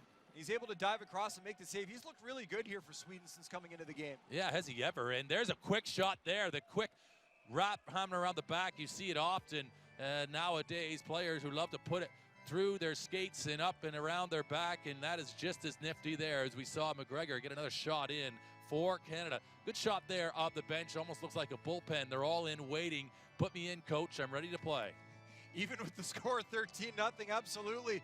You see the Canadian players jockeying for position on the bench there. They all want to get back out there, as well as a line that is certainly capable of scoring goals on the ice right now. We take a look at Billy Bridges lining up for the face-off with Hickey and Delaney. Billy Bridges, he's been playing this sport now for over 20 years. He began playing in 1996, just 33 years old. Made his Canadian debut at the age of 14 at the time. That was the youngest ever player to play for Canada. Billy Bridges has had all sorts of success so far in this hockey game. He's got 3 goals himself, so a couple of Canadians with hat tricks in McGregor and Bridges. As a little bit of a delay here. Looks like a Swedish player is being helped off the bench and will go into the dressing room area as the players slap their sticks on the ice. It's number 10, Robin Meng, playing in his first World Championship. Not sure exactly what happened to Meng on the ice here, but we'll get word as soon as we can as he heads to the dressing room. And assisted there by the linesman helping him, as it was easier, of course, to go in front of the bench to get himself off the surface of the ice. But Canada win another draw, and a shot coming in there was Henry with the attempt. There's Bridges, who just sort of decoys that he was going to let it rip. He gives it to Dixon, and Dixon the offload, and it seems that whatever it touches Dixon's stick, it's the golden touch that good things are going to happen for Canada. As Delaney, of course, just gives another wrap at the goal. But right here, you get a sense that Bridges is just circling and waiting for his chance to have a shot. What a stop on a dime there effort, and the feed back to the blue line. And that's great leadership as well from Bridges, making sure to use his blue line. And he's trying to give another chance to score, and I think Hickey will get it. Bridges electing not to shoot. He was going to do everything but shoot on that play, making sure to give some more opportunity to some of his line mates. Phenomenal play there by Bridges. So much puck control. It might have been Delaney in front of the net. We'll take a look here on the replay. Hickey is there as well as the puck goes to the front of the net. It is Hickey who redirects it into the back of the net. Delaney was there on the back door also. If that puck did get through, he would have been able to put it in the back of the net. So it was Hickey that does score the goal. It looked like, I thought at first it was Delaney as well, but it was Hickey that puts the puck into the back of the net. And the offense continues for this Canadian team as Hickey now has a hat trick. That's 3 players now. Liam Hickey, Tyler McGregor, Both and of them. Billy Bridges, sorry, just to finish that thought, that have hat tricks now for Canada. Just a fantastic output as you've got 9 from 3 players as they continue to keep coming. And it is difficult just to tally up and see. We lose track with 14 goals, of course, as Armstrong now with possession. And to the far side, they continue to weave forward. Smith and Sholomicki, he's had at least 1. He's at 2. Sholomicki is on the cusp of maybe a hat trick as well for Canada. And I'm sure he'll probably give his best effort here in the remaining just under 6 minutes to try to notch that one if he can. Hard to keep track of all the goal scorers in this game. There's been so many of them. 14 for Canada. They've got just under 6 minutes now. If they can get 3 more to try to tie the record they set at last World Championship in 2015.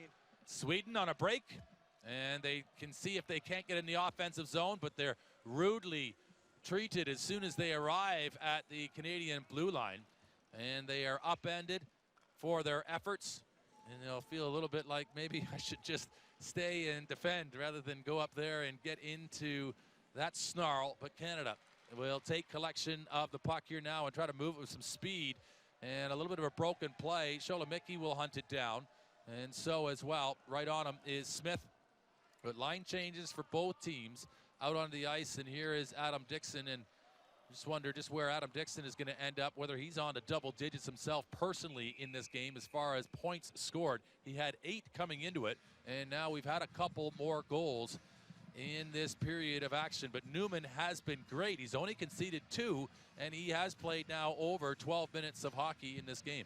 He's been phenomenal for the Swedish team, coming in relief of Ulf Nilsson. And I think if anything, if you're Jörgen Lundgren, the head coach of the Swedish team, you at least now know Newman playing in his first World Championship, that if you have to rely on him in any situation going forward, you have to feel confident having Newman in goal. If they get into a situation against another team perhaps where they want to put him in goal, you'll feel like he can make some saves as Westlake runs in to Newman there, and Newman throws his hands up in the air. He was looking for an interference penalty.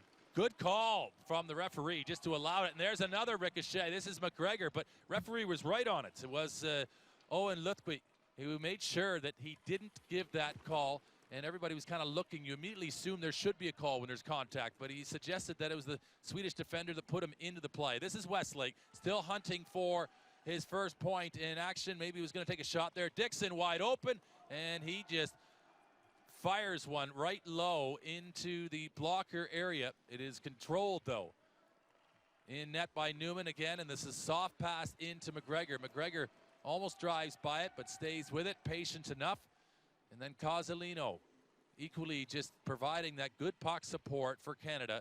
And Dixon, again, as you just see him, almost always lurking in the weeds, isn't he, Adam Dixon? In and around what's happening until the puck's on his stick, and then generally able just to put the puck into a prime area. Oh, you're so right, Brent. Just the hockey sense on Adam Dixon is phenomenal. It seems like anytime there's a loose puck, he's there, and he's got a chance now in front of the slot. Dixon, great patience by Dixon as he weaves his way into the front of the net and finds the back of the net. Point night continues for Dixon. He's putting up as many points as most players hope to get in an entire World Championship.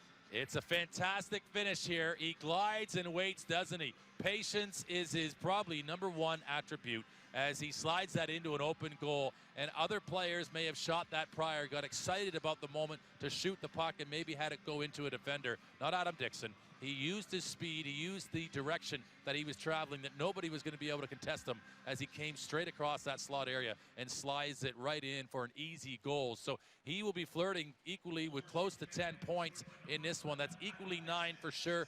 And we'll just see whether or not he's picked up one on some of the other couple goals. Oh, there's Bowden. Bowden with a bullet into the top of the goal again. And right now you're seeing Canada with a few minutes left. 3:21 officially on the scoreboard. And they will move into a position now potentially with flirting with that World Championship record as we watch Bowden again. They've got 16 now. They're 1 off the record with 3:21 to go. And again, just brilliant patience here. Newman can't get the glove up in time. Bowden pinching in from the blue line. And there's so much open ice there. He can afford to be patient with the puck and wait till he has a lane that he likes. He buries. And the next goal by Canada will tie the record they set at the last World Championship. And they are muscling for the puck in the neutral zone right there. You can see it. Hello, Pyeongchang.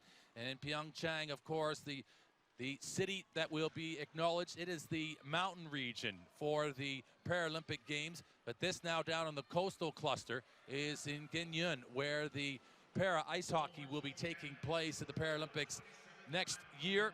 And Bowden goes back to collect this puck.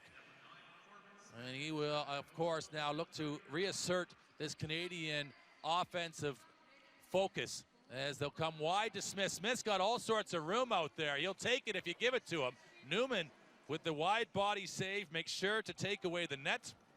And everything is settled and safe as now Dixon again is coming in to cause more trouble offensively for Canada, or more importantly, trouble defensively for Sweden.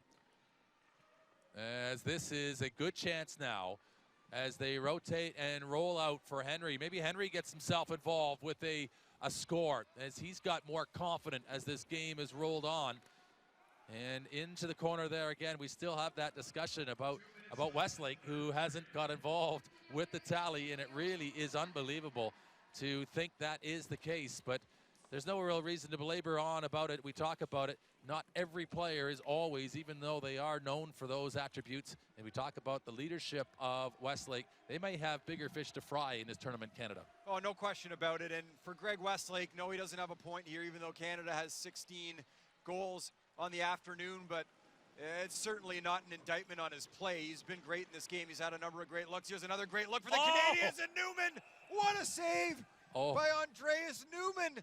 He likes to use his head. I don't know if he's ever played any kind of soccer, any kind of football in his life, but that is a terrific diving save, and he has a good chuckle as his mask comes flying off. Oh, Liam Hickey unloaded an absolute fireball in on there, and it's a glove save, and simply the force of the whipping motion from Newman to get the glove up knocks off his helmet. His helmet can't be overly secure on his head, but what a piece of drama there in goal as that looks sensational.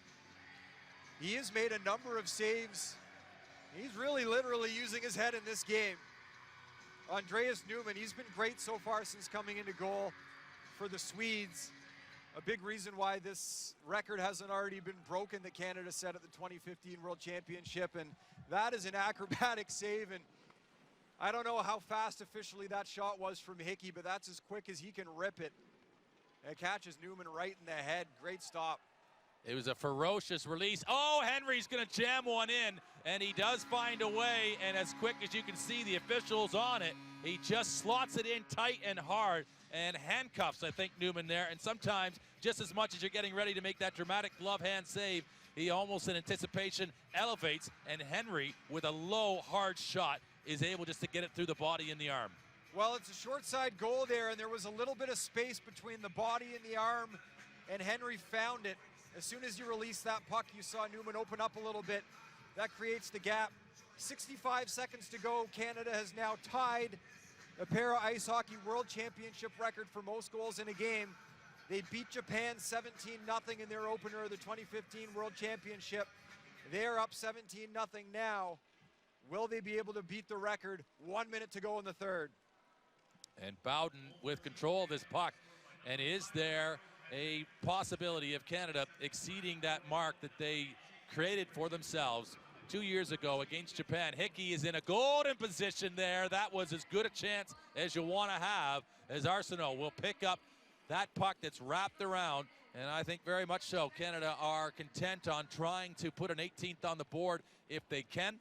And the work continues here as Delaney with Bridges and this unit with Liam Hickey. They are as potent as we've seen, as that will just get away from Bridges, but they've got enough time here, Canada, to reload again. Sweden will come out and push on them.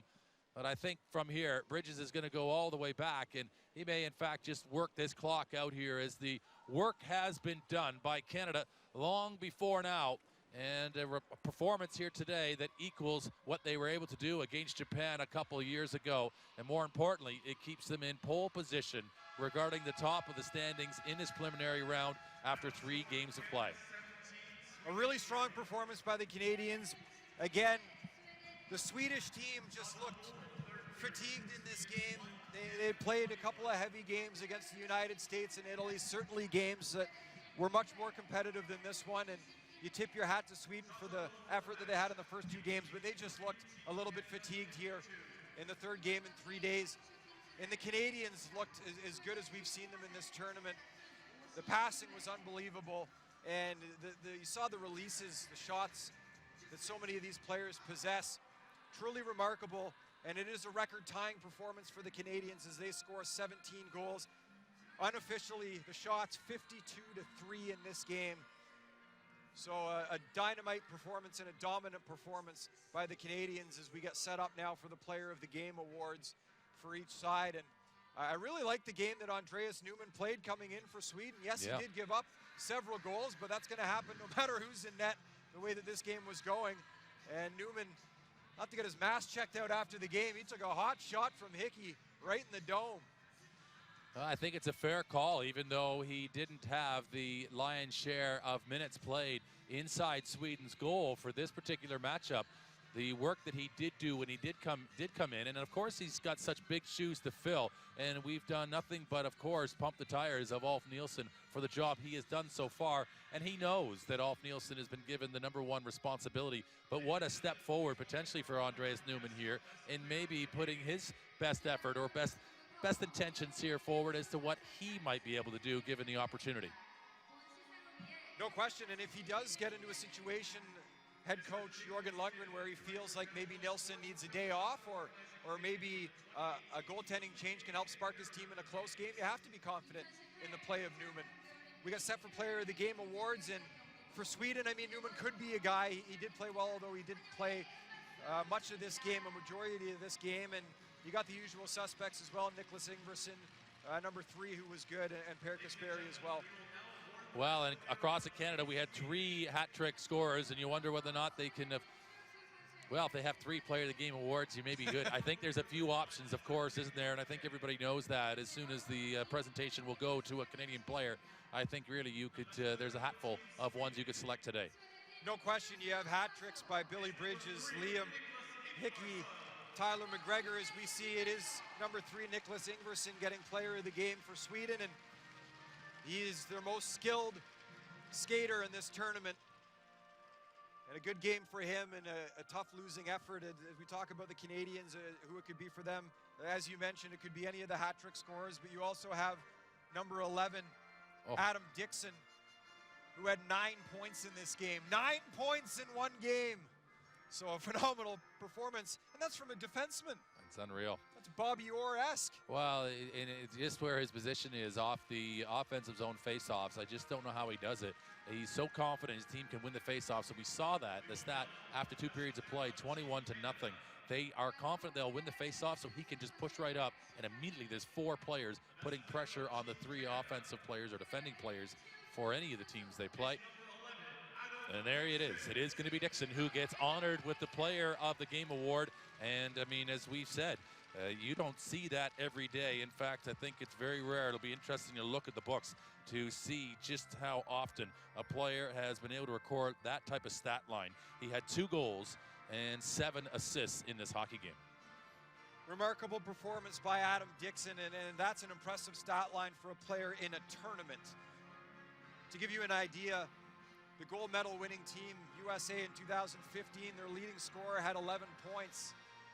Adam Dixon throws up a 9 spot in 1 game.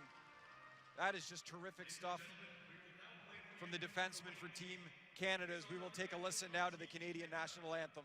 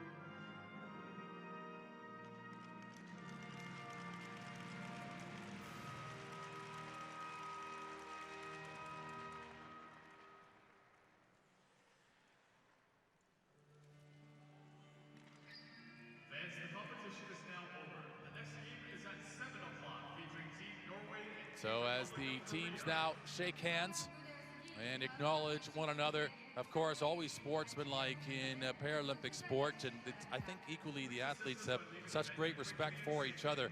And the scoreline here from Canada over Sweden, there's nothing disrespectful about that. It's about probably the Canadians equally challenging Sweden and all the teams in this tournament to try to, of course, raise their game to be able to match their standard. And I think that's the integrity of the sport equally. Yeah, and there is integrity in the sport as well. These players are on the ice, even in a blowout situation, you don't want to start developing bad habits. You don't want to start getting too cute out there. And that's why you saw Canada playing a very competitive game the entire way through. It's no disrespect to the Swedish team or any other team in this tournament, but these players are taught to play a certain way, and Canada executed that game plan throughout the course of this game. You saw with the deployment in the last two periods, Canada used their third line a lot. Not that they're not capable of scoring, obviously they are, and they did often in this game, but it was just a team that was outmatched in Sweden. And we'll take a look at some of the highlights from this game. There's a lot to choose from in a moment, but a really dominant performance by Canada. And we talked about it earlier, the Americans have been so dominant in international play, winning 6 consecutive international events. These Canadians wanted to come in here and make some noise in this tournament. They look equally as good as the American team so far, at the very least. Well, just feeling back to a couple of years ago and seeing just how excellent the Americans were, you get the sense that the way the Canadians are performing in this tournament, that they're on that type of level. You can see it, doesn't matter what sport you're covering and what you're watching, a spectator at home here or ourselves who are involved in the analysis of what's happening. You know when performances are at their peak, and Canada are certainly peaking at the right time in these World Championships. And the third period was equally as strong. Although they took a while to break down Newman, they did find a way in the end, and they end up equaling their record of what they set a couple of years ago when they played against Japan, and those championships, the World Championships, were in Buffalo. So it's a real impressive start because, of course, 2 years on, the sport continues to keep developing, the players keep developing. They're all generally probably have access to the same coaching and the same training, and also the same approach towards these opportunities to be at World Championship level and Paralympic level. And so, of course, that gap you expect at times to be decreasing, but Canada really put the pedal down today in what was an overwhelming display. It was, and I spoke with Guy Gosselin, the head coach of the American team, earlier today, and one thing that he said is that it's in everybody's best interest for these tournaments and these games to be as competitive as possible. And he feels, since he started working with USA Hockey, that the sport now is at its most competitive that it's been.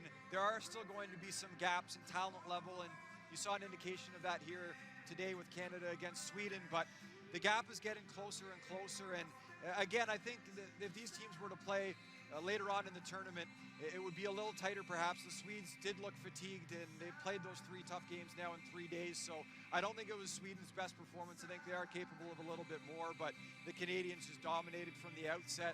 And we'll take a look at the statistics from this game. Heavy shot total from Canada.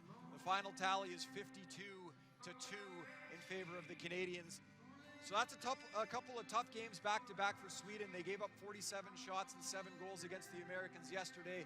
They allowed 52 and 17 to the Canadians here today. But the good news for Sweden is they're done playing those 2 powerful hockey nations, and they'll have some games that will be a little more competitive for them as the tournament goes on. Well, you make a great point that really Sweden may have had the most difficult schedule of any team in this tournament. They take on the United States, they've taken on Italy, and they've taken on Canada, and arguably those 3 teams will be certainly within the top handful of nations here at this tournament. You expect, of course, the top 2, the 2 North American teams, to qualify directly through to Pyeongchang, here to Gangneung, to the Paralympics in a year's time. Italy, maybe, of course, they're going to be in that discussion as well. So all sorts of action and a real tall order for Sweden coming in this tournament. Maybe they'll have an opportunity as they move forward to develop and get some more points here in the tournament. So we, of course, have more action still yet to come here from Gangneung. We have our final match of the day. It's Republic of Korea taking on Norway. And we have, of course, great action, but we've got a an interview with Tyler McGregor, and we will go to that now, the Canadian player.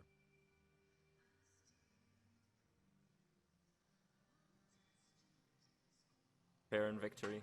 It was great. Those games are a challenge to stay engaged, and we just wanted to make sure we we did everything right, stuck to our game plan, and you know, for us moving forward, we have a lot of important games coming up, and so it was about doing everything right and trying not to stray from that. Obviously, you don't like to run up the score like that, but you know, we're happy with the win. We did a lot of good things to build some chemistry moving forward. And you made your World Championship debut in this same country back in 2013. How have you progressed since then? It's been great. It's been a long 5 years. Obviously, I was lucky to be here in 2013 as a rookie, and we won that year. So that was something special. But certainly, you know, it hasn't happened since then. So we're excited to get off to such a great start this week, and hopefully have another World Championship, because you know, ultimately that's what we're here for. And lastly, what does Canada need to do to not let this win get to your heads? I think, you know, I mentioned earlier, we just have to continue doing what we have been all week, and that's using our speed, that's supporting each other, getting everybody involved. Obviously, our Canadian brand of hockey is playing physical, playing fast.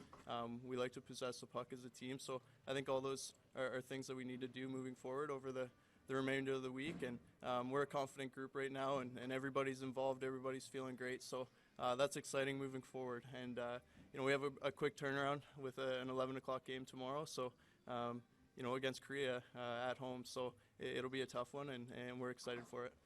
Thank you. Thank you. And great comments there from Tyler McGregor, who had another outstanding hockey game for the Canadians, as we say, up and down that lineup. And he, of course, right in the middle of that Westlake line with Cozzolino, putting so much damage on the board. But there you see Canada with 33 goals, none conceded as of yet, sit top of the table, with the United States only playing 2 games so far. They will catch up, and of course, they all play 6 games total. But it is Sweden, as a result of their matches so far against those tough 3 teams, sitting in 7th position. Yeah, and the schedule will get a little bit tougher for Canada as we go in this tournament. It's pretty remarkable. Through 3 games, they've only allowed 7 shots on goal. So when you look at it, they've scored 33 times, and they've only conceded 7 shots, no goals. It's been dominant by Canada so far, but there are a couple tough games for them coming up as well.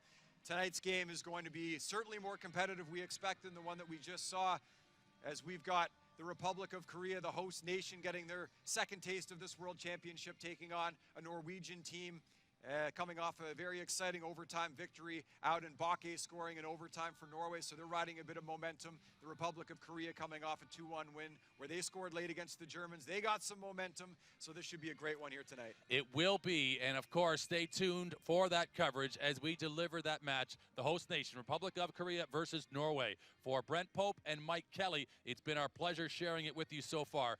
Tune back with us for more coverage of the Gangneung 2017 World Para Ice Hockey Championships when we're back this evening.